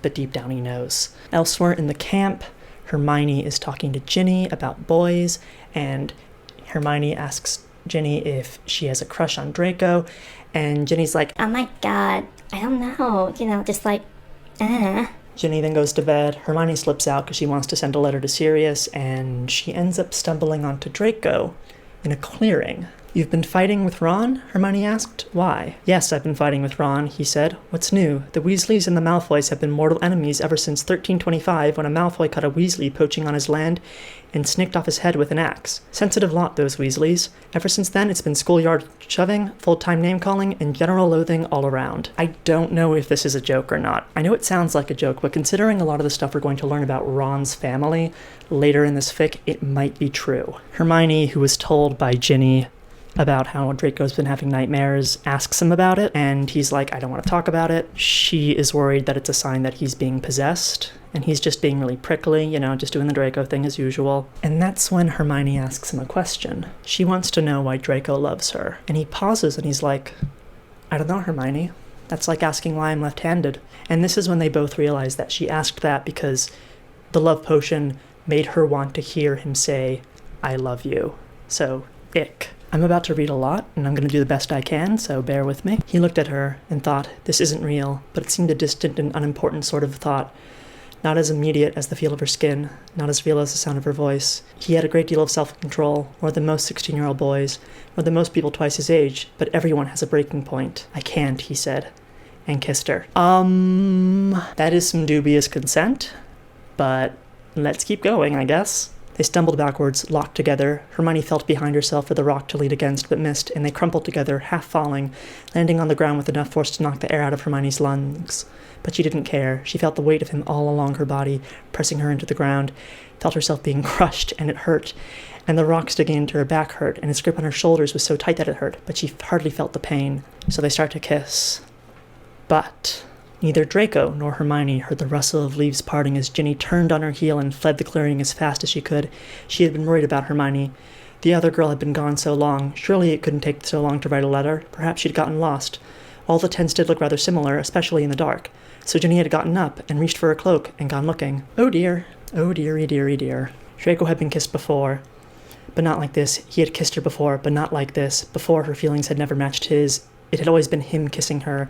Even during their last kiss, under the tree by the lake at school, he had sensed her reluctance, her desire to return to the castle and to Harry. But now her emotion matched his. All his desire, hope, ardor, and confusion mirrored in her own. It was her arm that hooked around his neck, drawing him down to kiss her. Her bare feet that locked themselves around the back of his knees. Part of Draco is telling him to stop, that this isn't right. But a small, cold voice in the back of his head says that he doesn't care. The first part that said that he has to stop says that this isn't what Harry would do. And the cold voice says, "I don't want to be like Harry." But Draco is able to get a hold of himself, and they stop. He pushes himself off of Hermione. Hermione is resistant, but he eventually tells her to leave, and she does. At Malfoy Manor, Sirius receives the letter that Hermione had sent. I guess they're close by. Basically, she just tells him everything. The love potion, Salazar Slytherin, etc. He talks to Lupin about this, and they have a discussion about the prophecy about Salazar Slytherin and his heir, or whatever, again, just to make sure we remember it. Lupin then shows Sirius the book that the centaur gave him. Inside this book is a picture of the Hogwarts Founding Four, like a really ancient one, and there's a reason why Lupin is showing him this. Unlike other portraits or statues of them, this picture is of the founders when they were young, and that's why Lupin's showing it to him. Sirius stared. He knew why Lupin had shown him this. There was, in all their faces, a definite resemblance to four children that he knew. It wasn't physically obvious, but it was there, in their eyes, the way they held themselves, the way they stood. Yep, this story is going more or less where you think it is, and so I hope you're excited, or at the very least laughing with exasperation, which is what I did when I realized it. Hermione's gotten back to the tent she's sharing with Ginny. They're talking, and this is when Ginny reveals that she saw her and Draco. And Ginny says, I am not going to tell Harry, but that's because you need to. You need to tell Harry. Ginny also talks to Draco about this, and she finds him still asleep in the clearing, and she wakes him up by kicking him. She also tells him that he knows what he did, and they need to tell Harry and blah, blah, blah, blah, blah. Sirius comes to pick them all up. Everyone's now at Malfoy Manor. It's all very nice. They're all sharing information, etc., etc. The adults aren't positive that the person they saw, Salazar Slytherin, a lot of people have claimed to be him before, but Ron thinks it may have been Voldemort in disguise. He still doesn't quite trust Draco because he got out of the castle with seeming too much ease and got into it with too much ease, it seems. The Dark Lord wouldn't have wanted you, put in Ron rather unexpectedly. He would have wanted Harry. Maybe that's why he let you go. If he'd kidnapped Hermione, he would have expected Harry to show up. Not, he added with distaste, you. Right, said Hermione, because Voldemort reads Witch Weekly and knows all about my love life. Besides, I've met Voldemort, added Draco in a rather tense voice, and that wasn't him. Sometimes, said Ron, leaning forward and looking at Draco with mock earnestness. You know villains. They actually disguise themselves. It was Salazar Slytherin, shouted Draco with sudden, unexpected violence. Doubt all you like. He will make you regret it. He broke off. Everyone's staring at him now. Harry steps forward and is like, Malfoy, are you okay? And he's like, I'm fine. And he again storms off. Oh, also in the scene we learned that Draco and Harry are expelled from Magic School, which wasn't teaching them much anyways, it seems, so not a big loss. Draco starts making plans to leave. He asks Hermione to cover for him, and as he scurries off, Ginny enters the room and is like, you really need to tell Harry about what happened with the love potion, and you need to do it as soon as possible. And Hermione's like, fuck, you're right. Let me go talk to him now. You're lying to me, Harry said, looking at her with surprise and a dying sort of dismay. Lying to me about what? But we don't get that conversation just yet. I bet you're wondering where Draco is. He's already left Malfoy Manor, and now he is talking to a guard somewhere. And the guard is kind of like, are you sure you want to do this? And Malfoy's like, yes, I do. Wherever Draco is, he's led into a small room. There doesn't seem to be any lamps, there's no windows, just a small mattress and a table. And there's a man sitting in this room. He looks cold and calculating. I knew you'd come eventually, he said. Draco felt his hands knot tightly together. Hello, father, he said. And thus ends chapter 6 of our tale. Lucius and Draco exchange some barbs, and then Lucius is like, all right, sit down. What do you want to talk about? Draco wants to know about the Malfoy's history of madness. This was very briefly brought up in the last book. He's convinced he might be going crazy. We're also made to note that they look startlingly similar to one another. Lucius looked at his son, and for a moment saw the pale, familiar face stripped of its defenses, saw the pain and the panic behind the eyes. Since his son was 4 years old, he hadn't cried. Not that Lucius could recall. Unnatural, his wife said. A child that doesn't cry. Draco tells him about the dreams, and this is when Lucius cuts in. Lucius knows all about the dreams, and he tells Draco that it's his destiny. Lucius exposits some more. Basically, when you join up with Voldemort, you have to give something. Either it's like a prized possession or a memory. In Lucius's case, he gave up his firstborn son, which were designed to make sure that Draco was born in the image that Voldemort wanted. Magic powers.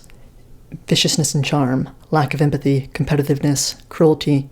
You were to follow in his footsteps. But then the Dark Lord was defeated. You were not yet 1 year old, and there was no one to direct your growth, to continue the spells and potions and the training. There was only me, and I did my best, but somehow you got away from me. You were meant for a purpose, but I don't know what that purpose is. Lucius also says that that purpose would start to take shape when Draco found the sword. Even though the sword was just in Draco's house, in the house they both lived in, for like a really long time, he could have just been like, go open that case, and voila, you found it. And this would have all been jump-started several years ago. Also, Draco didn't really find the sword. The first time you saw it, he said, you wanted it, didn't you? You took it from Harry. You kept it by you, and you resisted all efforts to deprive you of it. You take it wherever you go. You have it with you now. You cannot bear to be parted from it. He looked at his son. It's your future, boy, and you can't walk away from it. I can, said Draco. His hands were shaking. And Lucius suddenly roars. He's like, no, you can't escape your purpose. And that purpose, even though I just said I don't know what it is to kill Harry Potter. So this is like the whole tension for the rest of the book, by the way. Is Draco going to turn good? Is he going to turn evil? Is all this predestiny shit going to define who he is? He's going to be wrestling with that, and unfortunately, we're going to be stuck in his head for most of it. Back at the manor, Harry has just been told by Hermione about the love potion. He's really angry. And you know, it's very funny to me that in this fic, love potions are heavily regulated, and most people don't even think that they're real. Because in book 6, several years after this was put out, teenagers using love potions on one another is going to be like one of book 6's 12 dozen subplots. Harry is ranting and raving, and Lupin mentions, you know, it's interesting that he tried to make you his source, because a Magid source has to be another Magid. So if this had worked, you would have eventually died. Hermione's like, oh, I would have rather died than have been with that freak. And Ron's like, oh, and Draco would be any better than that? Shut up, Ron. It's really funny to me because the book keeps, like, accidentally, I think, implying that Ron has feelings for Hermione, but it's never explored. It's really strange. Lupin's like, calm down. I'm gonna start looking for a reversal to this. We gotta figure it out. Harry is still processing all this, and in case you forgot what happened the last time he was angry about something in the story, he's doing it again. He is staring into space, and then all of a sudden something explodes. Yeah, his anger is triggering his magic powers again. Narcissa has a suggestion, though. She knows that Severus Snape would be, like, the best person to talk to about potions. And she suggests, what if you wrote him a letter and pretended to be Malfoy, because he's not going to help you otherwise, seeing who the two of you are, and ask him what the antidote to a love potion would be. And Sirius is like, oh, hell yeah, that's a great idea. Maybe it's Lupin who comes up with that idea. I don't remember, but one of these, this happens, and this is what they do. They write a letter, they send it off, and we're going to get back to it later. Lucius, all the meanwhile, is still talking to Draco. Draco does not want to kill Harry. The Dark Lord wound you up like clockwork and set you on this path. It could be a path to greatness. This could be your second chance. Our second chance. This is what you were designed for. How many men can say they were born with a purpose? Draco wants to fight it. And carrying on the clock metaphor, Lucius is like, oh yeah? You know what happens to a clock when you wind it backwards? It breaks. Lucius also says, I should just kill you now if you're not going to do this. And Draco's like, alright, fine. And he pulls the second epicyclical charm off of his neck and throws it at him and is like, alright, now's your chance. And Lucius takes it in his hand and he pauses. And he decides that letting Draco live would be a much greater punishment. So much angst. Draco turns and leaves, and I think he leaves the charm with Lucius, which is a little weird, but okay. Ron has gone off to find Harry, who has stormed off after he broke some stuff. It turns out that the bedroom he's gone into, which is also now being completely destroyed by his magic powers, is Draco's, and this is where we learn Draco wears Calvin Klein wizarding boxers. I'm really glad I know that. Thank you, Cassie. That was really useful information. I don't feel weird that we're talking about this at all. They're doing some more talking. Like I said, so much chatter in this fic. Talk, talk, talk, talk, talk. When all of a sudden, the wardrobe in the bedroom starts to shake violently. Something's in there. They both pull out their wands and very carefully approach it and open it, which is really stupid because in the last book we learned that this wardrobe is magically sealed, so you can't open it if you're inside of it. Lucius used to lock Draco into it, so whatever. There's also literally like a defense against the dark arts teacher in the house, but no, these two teenage boys are just going to take it on their own. Draco, meanwhile, has flown back to Malfoy Manor. I don't think I mentioned this yet, but Malfoy Manor's like covered in booby traps and curses and stuff, and I guess they're not all gone yet. So he lands next to the bottomless pit that was in the last chapter or two of Draco Dormiens. He takes out the sword, he looks at it, and he throws it into the bottomless pit. He turns and walks away, but then he sees something glinting in the grass. The sword is returned. He can't run away from it. He can't run away from his destiny. Ron and Harry have opened the wardrobe. It's the demon again. It's like trashing the room, screaming, yada yada yada. Harry feels his powers bubbling up, and all of a sudden he throws the wardrobe across the room and crushes the demon with it. The demon's fine, but still, what the hell? This is when, like, everyone else in the house just runs in and is like, what the fuck is going on? Draco, meanwhile, is now walking to the house, and then all of a sudden a figure appears to him. It's Fleur Delacour. Draco's like, what the fuck are you doing here? And that's what I think too. What the fuck are you doing here? Fleur's like, I think you know. Don't you remember? Me and you in my bedroom? She pouted, it's very boring at school without you. I'm sure that's true, but... And you owe me a favor, she said. That checked him. I what? Then he remembered. Oh, no. How do you think I found you, she added. It's old magic. You owe me a favor. It makes a connection between us. I can find you anywhere. You know, it's funny, actually. I didn't make a note of this at the time in my notes, but I'm going to try and remember that. Hopefully, I will remember it for later in this recording, because that is a plot hole. This is set up and it doesn't go anywhere, even though there's a very good place for it to come up. Hopefully, I'll remember that later. Fleur also says, hey, remember those Vila you met at the castle? Those are my cousins. And they told her about Draco. I asked my cousin Flora to check into the Malfoy family bloodline. I wanted to make sure you and I were not too closely related. Too closely related for what? Marriage? He said with sarcasm. Then, seeing her expression, he checked himself. Marriage? Are you mad? I'm 16. You won't be forever. You mean those Vila let me go because they knew you wanted to marry me? Yes, said Fleur with exquisite simplicity. But it turns out that they're not such distant cousins, so they can't get married. But Floor's like, we can have sex? Damn, Cassie. At it again with that weird obsession with incest. In any case, Draco does seem to be kind of disgusted by it, so he's like, no, we're not doing that. Absolutely not. But then all of a sudden he's like, you know what, screw it.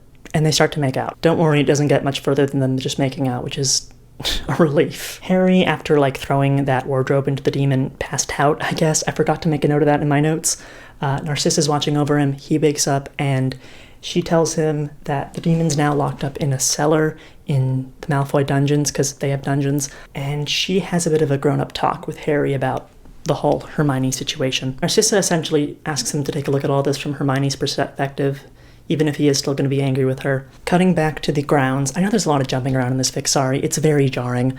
Floor does not understand why Draco's acting so weird, despite, this entire situation. With just her, I'm not even talking about the sword or Salazar or any of that. But he ends up breaking down and telling her about the love potion and all the stuff that's going on. And he also says that he really doesn't want to have sex with her. And she's like, okay, fine, there is something else I can take from you. Okay, I'm just going to tell you this because I lost track of it when I was reading this, and I was very confused when it was followed up 200 pages later. Draco's going to give Floor the sword. He's going to ask her to hold on to it for at least a while. And in the next scene he's in, a point's going to be made that the sword's not with him, but I didn't make the connection that he gave it to Floor, and so I was kind of lost when she showed up and had it. So I'm telling you now. Sorry to spoil this one little bit of fanfic plot line. I don't feel sorry. I am saving you a lot of grief. Meanwhile, Narcissa is having a moment. She's thinking about how she always wanted more children after Draco, but Lucius didn't allow that. And now the house is filled with children, and at the moment, none of them are hers. This girl can't get a break. Just poor Narcissa. I don't know why you're torturing her, Cassie. She deserves better. At least this version of her deserves better. I don't really care about the canon one. Elsewhere in the house, Lupin, Ron, and Hermione are talking about Draco again. By this point, Draco's walked into the house. He just hasn't reached them yet. They're talking about the sword. And it's mentioned again how the sword can super affect its user. And Ron's like, oh, I bet Draco's loving turning evil. He's such a little shit. He's a Malfoy, and that's all that Malfoys dream of. I know this to be true. You don't believe this, do you? I don't know, said Harry slowly. I don't want to believe. Maybe you should ask me, said a low, cool voice from the doorway. Or don't you want to know what the skulking slimeball has to say for himself? It was Draco. He's been listening in. Draco, said Sirius, leaning forward on the desk, his low voice tense. You have to tell us what's been happening. Harry told us some things that are very disturbing, and we need to know that. You're not my father, said Draco icily, glaring at Sirius. I don't have to tell you anything. What is it you think you need to know? That I'm not dangerous? Well, I can't promise you that, especially if... Nobody thinks you sold your soul, interrupted Lupin, coming around the desk and approaching Draco warily as if he were a bomb that might go off. You're being melodramatic. We're afraid for you, not... Shut up, werewolf, said Draco evenly, and don't come near me. Draco turns to leave, and Lupin tries to grab him, and he falls backwards in pain. Draco runs. People chase after him. Hermione pauses and remembers she still has the epicyclical charm. She takes it out. She finds where he is very quickly. Lupin is still in pain. He's being looked after by Sirius. It looks like Draco threw something at Lupin. It's the weird silver cross thing that Salazar threw at him. And that silver cross thing we now learn is I don't know how to say this, but a lycanthie or a lycanth. I'm going to go with lycanth, I think. It can be used to ward off werewolves. There is a lot of magical jewelry in this story, by the way. I actually considered having more on the board, having pictures to reflect them, but I couldn't find any good pictures, and this is big enough as it is that I think we're fine. I don't think anyone's going to be complaining that they're not on there. Hermione's found Draco. He is still somewhere in the manor. This is a really big house. Hermione, the girl who loves him, but not because she has a choice. Draco tells her as such, and Hermione's like, I'm not the only one who went after you to find you. And Hermione's like, okay, if it hurts so much to love me, how about we use whatever spell we find to fix me on you? That way, you won't love me at all. And by this point, they've gotten closer. Draco's pulling her closer. He's staring at her. And then he pulls the epicyclical charm off of her neck. Now you can't find me, he said. You idiot, she exclaimed and launched herself at him. Grabbing hold of his sleeve and hanging on tightly, she raised her voice and shouted, Harry, Ron, we're over here. Harry, anybody. And he's all like, I'm sorry, Hermione. He points his wand and goes, stupefy. and she's knocked backwards. He can hear footsteps. People are coming. Ginny runs into the room. She sees Hermione on the ground. She exclaims, "What did you do?" And Draco says, "What I had to." And he grabs his broomstick and he flies out the window. Meanwhile, Lucius Malfoy is still in his cell. He's staring at the epicyclical charm. He pauses and closes his eyes, and he sends out a telepathic message. He has something to say to Lord Voldemort. And I think that's enough filming for today. This entire process is just going to be chaotic, and I think I'm just going to start embracing it, because even get this done in the first place is going to be an achievement in my opinion. This fic is really long. We are on the second packet of notes out of 6 that I have. So because I can't not think about my project on breaks, I've been watching the Shadowhunters TV show. I still have not read the books, and just every choice made in this show is so funny. I get the impression they didn't have a very high budget for this, and I don't mind like cheap effects. I can roll with them. I can find them charming. I can look past them to enjoy the story, but there are moments which are just laughable. The Shadowhunter instruments they have are very clearly made out of plastic. Every costuming choice is extremely in your face. The Fae people are just hanging out in a room covered in curtains, and they wear free-flowing shirts, and they have long hair and pointy ears. When we first cut to the Shadowhunters HQ, I just burst out laughing. Everyone was just dressed in leather, and that's not tactical gear.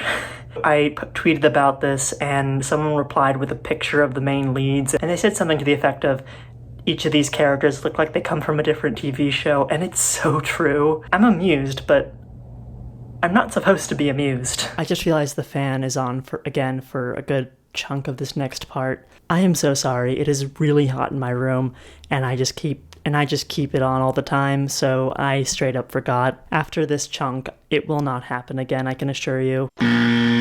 It's a new day of filming and a new Inside Out shirt. Let's go. So we're about to start chapter 8, but before we do that, I want to pause for a minute, partially because that was a lot. That was a lot of angst, and I think we're all a little emotionally exhausted from it. But also I want to talk about this book's pacing and overall structure. The PDF I am using is about 996 pages. It's a behemoth, and we're not even close to the halfway point, I'm pretty sure. Chapters of this were released about every 2 weeks for, I think, the first 12 chapters, and then the last few there were some more gaps. And I do wonder if you were reading this at the time as it was being serialized, if it was a bit easier to digest, because reading it now, it's a slog. Every chapter is huge, and I can imagine if you're reading it at the time, it's exciting to get a giant chunk of the story every few weeks, but when you're trying to read it now, you just find yourself exhausted, and you're wondering when a good end point is going to come, and it never really does. I don't want to harp on this too much because it'll just make this entire recap very repetitious,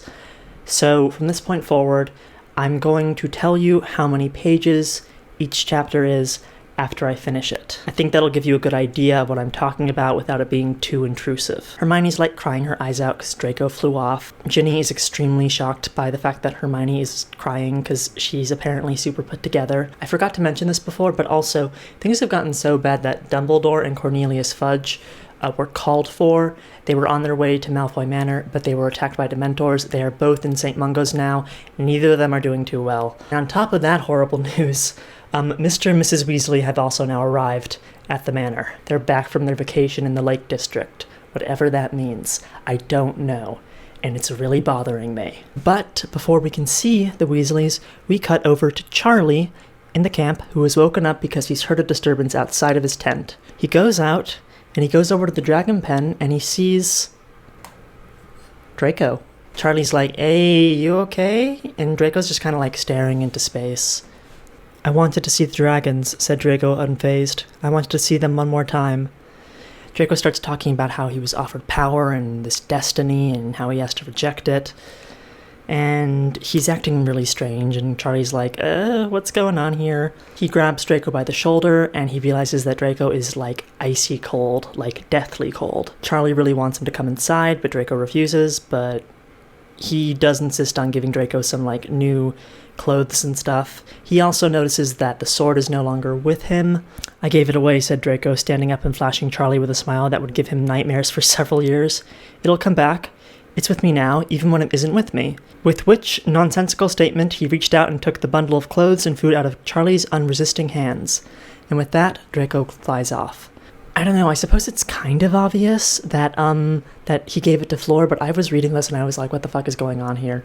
Maybe if, like, she didn't keep dividing up scenes in such a mishmash, jarring way, it would be easier to keep track of these details, but she didn't, so oh well. Anyhow, Sirius and Lupin have arrived at St. Mungo's.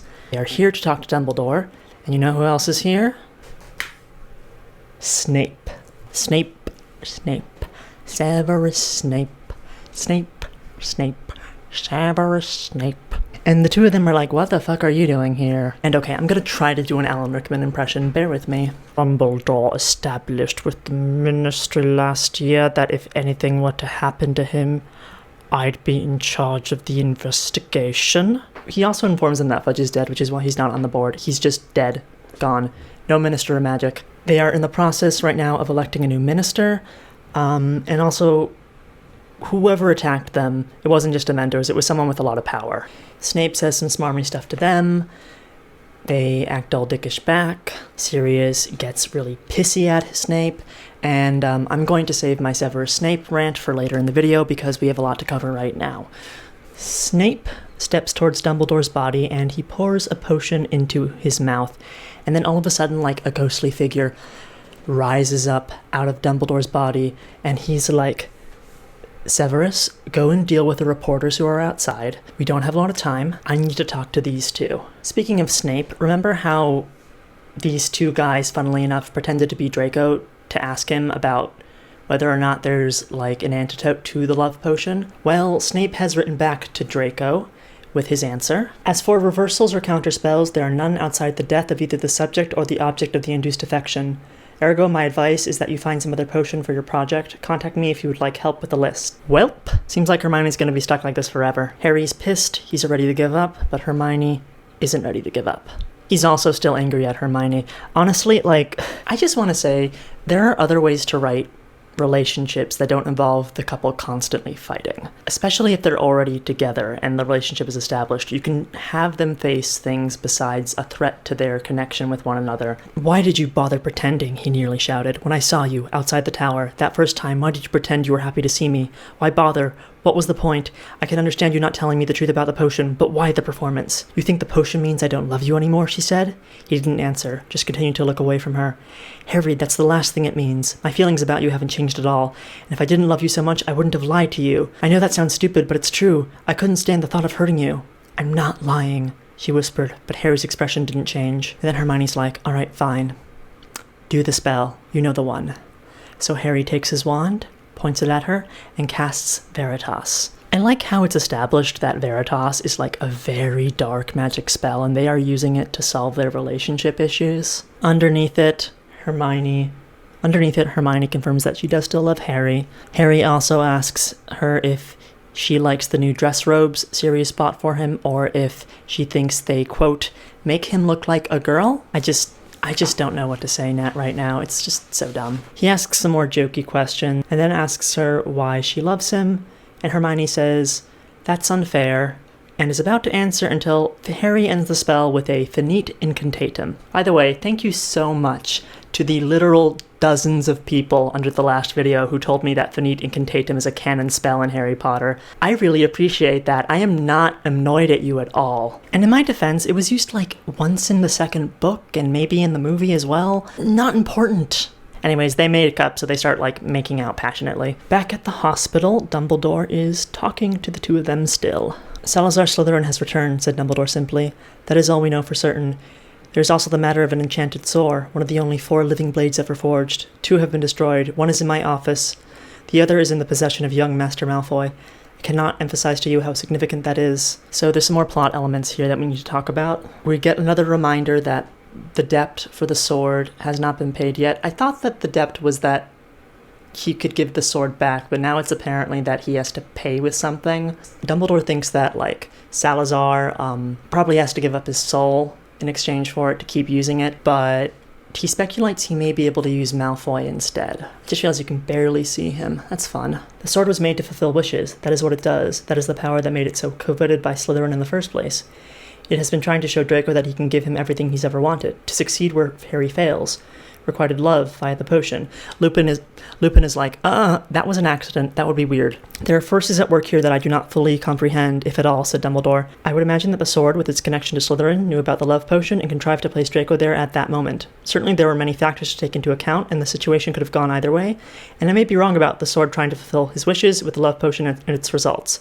Perhaps it was simply trying to torment him. Perhaps it simply found the situation amusing. The sword is a demon, after all. It definitely seems like the sword does want a life as its payment, but this is weird, so bear with me because it's not going to make a lot of sense. The sword could take Salazar's life, it could take Draco's life, but it can also take Harry's life, because Harry is a direct descendant of Godric Gryffindor, and Godric Gryffindor was Salazar Slytherin's cousin, which is weird. They explicitly say that it has to be someone from the Slytherin bloodline who can make the blood payment to give their life as payment for the sword. So I don't really understand why Harry would count. This also is where Cassandra Clare fixes a plot hole that she herself created with her own nonsense. According to the legend that Lupin was talking about earlier, Salazar Slytherin was destined to return when his descendant used the sword.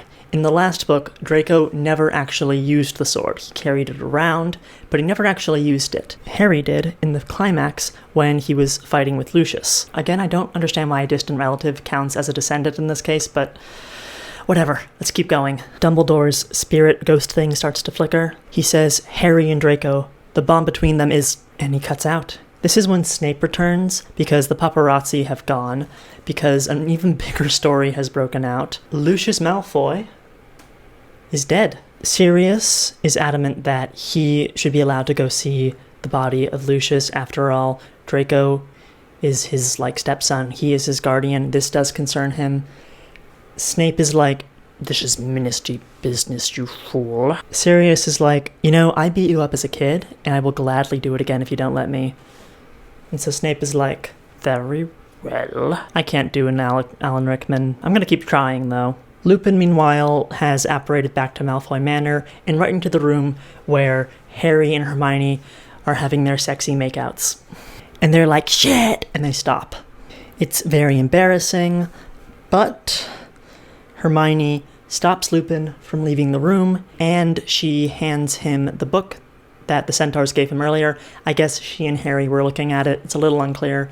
Harry, it seems, is actually able to read the diary, and Lupin begins to speculate that maybe Salazar enchanted it so only people who can speak Parseltongue are able to read the diary. Whilst they ponder that, Sirius and Snape are staring at, the torn bloody remains of Lucius Malfoy. There's not much left. They start to examine some of the bloodstains on the floor, and they notice something. They kinda look like writing, weird eldritch ruin things. Snape identifies them as fire letters, perhaps the aftermath of a summoning spell. This is not going to be properly explained. Maybe it's explained in the next book. I don't know. Then Sirius is all of a sudden like, doesn't it make you sick? Snape glanced at him. Excuse me? To remember what you were, said Sirius harshly, and was gratified to see Snape's expression tighten. I know Dumbledore's told me you turned away from the Dark Lord at a great risk to yourself. He seems to put great stock in you, but I'll tell you, the rest of us don't. Better a failed Death Eater, Snape said, than a failed secret keeper. Sirius felt his stomach lurch and felt a sudden urge to hit Snape. He suppressed it. You're just as much a murderer as I am, he said, his voice gritty. Snape snapped his notebook shut. We are all guilty, he said. We are all complicit. It sounds like I'm doing a Doctor Who Cyberman impression, but I'm gonna roll with it. Back at the manor, we have three kind of important interactions. One is between Ron and Ginny and their parents. They're going back home to the Burrow. That's all that's important in that one. The other two are more notable, though. We have a conversation between Ron and Ginny exclusively, where we're reminded again that Ron fucking hates Draco. And also, Ginny reveals that maybe she has feelings for Draco, which Ron is really angry about. I said I don't think that he's good for you. How do you know what's good for me? That's my opinion! I suppose the best that can be said about him as a romantic prospect is that at least he isn't gay. That we know of, he added. He does seem awfully fond of Harry. So I very offhandedly mentioned in the opening that this fic was very influential on Draco and Harry, and there is a lot of weird sexual tension between them, but they never get together, and it's all somehow, like, really homophobic. The way they talk about each other in this respect, the way how other characters talk about them in this respect, it's really gross, and I hate it. I know that it was like 2000, 2001, it was the time, and I know that she's written gay pairing since, but I hate this. I despise this. The next interaction is between Harry, Hermione, and Lupin. Basically, somehow because Harry's able to read it, he's been able to help take a lot of the charms off of the book, and that has specifically allowed Lupin to be able to read it. Lupin has an idea after looking at the book. Lupin asks Harry if he remembers how in the last book, after both he and Draco had taken the Polyjuice Potion, they seemed to have some sort of mental connection. They were able to send, like, telepathic messages to each other. I don't know why this is so surprising, though, because we know that Magids can send telepathic messages to each other, so why is it being connected to the Polyjuice Potion here? I don't really know. That went away once the potion came off, didn't it? Said Hermione, who as usual had twigged the point that Sirius is trying to make before Harry had. Oh, I guess it's Sirius who's saying this, not Lupin. My bad. Not exactly. They looked at him. The connection between the two of them has faded, but it's not gone, and I don't understand why they're saying this is explicitly a Polyjuice-related thing. In fact, to make this even weirder, Lupin explicitly says that it's very similar to the connection a Magid will have with its source. And we know that a Magid source has to be another Magid, so why isn't anyone twigging that they are one another's source? That's clearly what's happening here, and I don't think they ever explicitly say as much, but that is the implication. Lupin explains that with a spell from Salazar's diary, they can probably track down Draco because of the connection that he and Harry have. But also, it'd be dangerous for Harry to go after him because, much like Draco, Harry has Slytherin blood, and so he'd be a target for demons. This story's entire approach to, like, bloodlines and all that, it's all very weird, and we'll get into it later when it becomes more prominent. We cut over to Severus Snape, where is it? There he is, who has gotten back to his house, and he hears someone playing music in it. He walks in, and it's Draco. Snape stares at him coldly and is like, "Mr. Malfoy, why are you here?" Draco looks up and smiles at him. He thinks Snape should be able to help him. Draco believes that everyone else in his life isn't going to be able to understand this because goodness comes so naturally to them. They just think of evil as being something to be defeated. They don't think of it as something that is inherently buried inside of someone, but maybe Snape, because he used to be a Death Eater, might understand. And before Snape says anything else in response to this, he's like, "Perhaps I should inform you that your father is dead." Which is, like, not tactful. What the hell, Snape? Come on. And that ends chapter 7. I know I said it was chapter 8, I got that wrong before. It was 57 pages. Chapter 8. This one begins with an epigraph. I do love myself an epigraph. There is a crack in everything. That's how the light gets in. Leonard Cohen. Draco is still worried that he's going crazy. They're now sitting at Snape's kitchen table. It turns out that Snape's like a really good baker. I think his house is just the British Bake-Off tent. So they're sitting there, they're eating their blueberry scones or whatever. They're amazing. This kitchen also has a refrigerator, which I'm confused by. I don't understand, like, what magic in this universe views as acceptable and what it doesn't, because I know in the J.K. Rowling wizarding world, electronics just don't work around magic, but I guess fridges work, at least in this fanfiction, and also, like, radios do in the books, and also, like, the train works, and Mr. Weasley was able to enchant that car that one time, but there's enough inconsistencies in this fanfiction, we can't get into the nitty-gritty.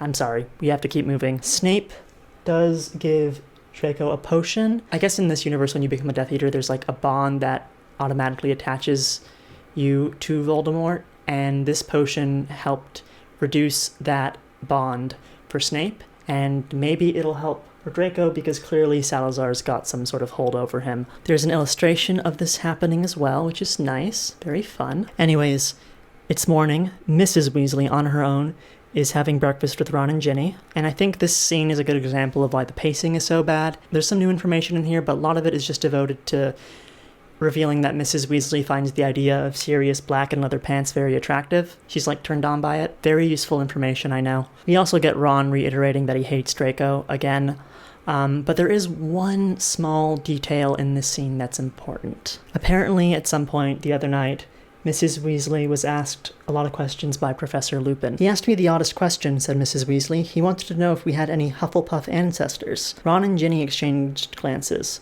Ron spoke first. "What'd you say, Mum?" Mrs. Weasley turned a bit pink around the ears. "I didn't say anything. Luckily your father was talking to Sirius, or he would have started going on and on about how the Weasley family weasel looks a lot like the Hufflepuff badger, and how the burrow used to be a castle, and the wine cellar used to be a dungeon," said Ron in a bored voice, "and the rock quarry out back used to be a moat. It's all nonsense anyways." I have a lot to say about this, but we'll get to it when we get to it. This scene ends with Mr. Weasley apparating into the kitchen. He was at the meeting where the Ministry was deciding who the new Minister of Magic was going to be. I don't know why it would work like this. Presumably it would work like an actual parliamentary government, but whatever. He tells them that a new minister has been chosen, and it's Mr. Weasley. I just can't. Breakfast is also being had at Malfoy Manor at this point, and this is where Lupin explains his idea. Within Salazar's diary, there is a spell that would allow him to find his source anywhere in the world, and Lupin thinks he can alter it so that they can find Draco if they use Harry as, like, their side of the equation, as it were. Like, he's not going to be able to go and find him, but they can use him as part of the ritual so they can figure out where Draco is. Lupin asks Harry to give him his right hand, and we'll get to that in just a moment. Jumping back to the burrow, Mr. and Mrs. Weasley have left for the Ministry. Mrs. Weasley is not happy about this, by the way. I mean, like, the last minister was just killed, like, less than a day ago. She's pretty frightened at the prospect of her husband becoming minister as well. Ginny's, like, staring into space, and she looks up, and she sees Draco knocking on the window, floating on his broomstick. Draco just wants to talk to her on her own, and Ginny then notices that he seems to have a bruise that wasn't there before. Apparently, Draco's been flying around all night trying to say sorry to everyone he's ever been unkind to, and the bruise is from Neville Longbottom, who threw his Remember-All at him.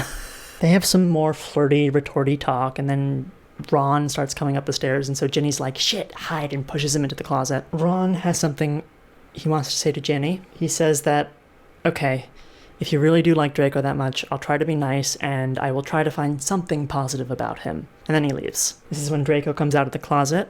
"No, not like that. I wish." And they talk some more. Ginny really thinks he should just go back to Sirius if he's struggling with all this stuff that's going on with him, but he's still refusing to do so. They almost kiss, but Ginny's like, "If you're not going to go to Sirius for help, I am not kissing you." And he's like, "Fine," and he leaves. We've just had like 3 scenes where he's gone to someone and the person's been like, "You need help," and he refuses it. I'm just flagging that. It's a bit repetitious. I think there's meant to be like an arc here, like he keeps going for help and no one's able to help him and he's just constantly spiraling more and more from this, but that doesn't quite come across. Harry, meanwhile, is in like kind of a trance state. He's trying to locate Draco, but he can tell that Draco's having like a moment with Ginny right now as all this is going on. I guess the spell's been put on him. Hermione has another flare-up of jealousy because Draco's having emotional moments with other women. And this is where Harry's like, you know, we have to be realistic about this. If the spell's never going to come off, we're going to have to break up. There's just no way for this to actually work. And so that's when Hermione starts crying again for like the 5th time in the story. Harry's then all of a sudden like, "Oh, I found Draco. Let's go find Lupin." I guess this was like the first part of the spell. Now they're going to go to Lupin to do the other part. This was the tracking part, but now they're going to be able to send someone over to Draco. And so they go over to Lupin and they start talking, but then all of a sudden Lupin kind of jilts and he's like, "Oh shit, the change, the werewolf change, it's happening." And they're like, "What the fuck, it's not a full moon." But he's like, "I can feel it, it's about to start. Sirius, find me a bedroom now." Sirius and Lupin rush off, and this is when Harry decides, fuck it, we need to find Draco now. I know it's not safe for me to go after him, but we do need to find him. They're going to be busy with this whole thing. What if you cast a spell, Hermione, and I get sent to Draco? Hermione thinks this is nuts, but she agrees to go through with it. Draco is actually not that far from the burrow at the moment. He is actually next to the quarry in their like backyard. The quarry is filled with water. Draco says that he thinks it does in fact look like a moat if you look at it from above. He looks into his reflection in the water and thinks how similar he looks to his father. And this is when Harry appears right under a tree, right by Draco, and he starts talking telepathically to him. This is something they do for the rest of the fic, so keep that in mind. Sometimes conversations they're having are purely telepathic. Harry suspects that Draco is about to drown himself, and he's like, don't do it.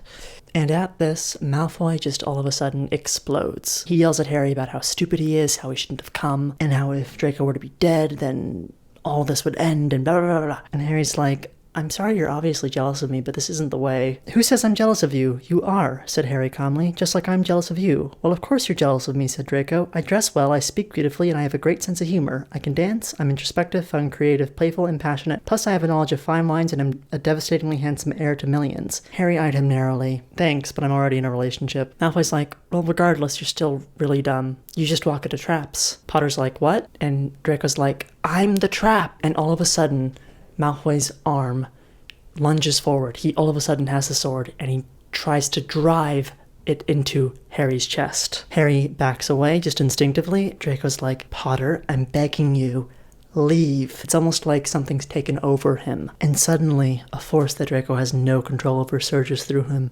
He pounces at Harry and drives the sword into his chest. Lupin, meanwhile, is still being dragged away by Sirius. Sirius is dragging him down to the Malfoy dungeons. They think that'll be the safest place for him. But now Lupin stops. He can feel something new. It's not just the change that he always has during the full moon, even though, not the full moon. Something else is pulling on him. The centaur, said Lupin breathlessly. He told me that Slytherin would call all the creatures he made. He warned me. Is that what's making you change? Yes, I think so. But you're not a dark creature. I am Sirius. Take me to the cell, Sirius. Sirius pushes him down the stairs further, and he locks him in a cell. He really wants to stay with Lupin, but Lupin's like, I'm going to be extremely dangerous. You need to leave now. All the while, Draco is still panicking. He thinks he's killed Harry. It turns out he hasn't. It turns out that Harry is just like astral projecting to where Draco is. He didn't actually teleport. He's just like in a trance in Malfoy manner. And that feels like a cop-out. I just feel like I've been lied to. I feel like you just set up some fake drama and then just a few pages later resolved it and told me I was worried about nothing. So thanks for that, Cassie. Appreciate it. Harry now suggests, what if Salazar wants you to die? He wants you to no longer be here. Draco doesn't agree with this, and then they hear a voice. Young Malfoy is correct. They turn around. It's Wormtail. Wormtail says it's time for Draco to finally give in. This is his destiny. Draco refuses, and Wormtail says, very well, I need to bring you to him, but he didn't say that I couldn't do so with you unharmed. And so they fight. Wormtail's got his metal arm that is super magical, and I guess he's using it as kind of a weapon himself. So they're fighting back and forth. A flaming ring of fire surrounds the two of them. Harry is completely just like a ghost, so he can't help. And then all of a sudden, the sword is knocked out of Draco's hand, and in the process, he stumbles backwards into the lake, the quarry with the water in it, which is a lake if you ask me, and he starts to thrash. Draco can't swim. Wormtail's panicking. He doesn't know what to do. Harry, as I've already said, can't do anything. Hermione, back in the manor, is watching Harry. Harry is really tensed up. He's got this really strained look on his face, and then all of a sudden, she feels it vanish. That feeling in the pit of her stomach, the cold anchor that had lodged itself there, that feeling that had been there ever since, every minute of every day since she had swallowed the potion Wormtail had given her, it was gone. The love potion's effects have ended, because Draco Malfoy has died.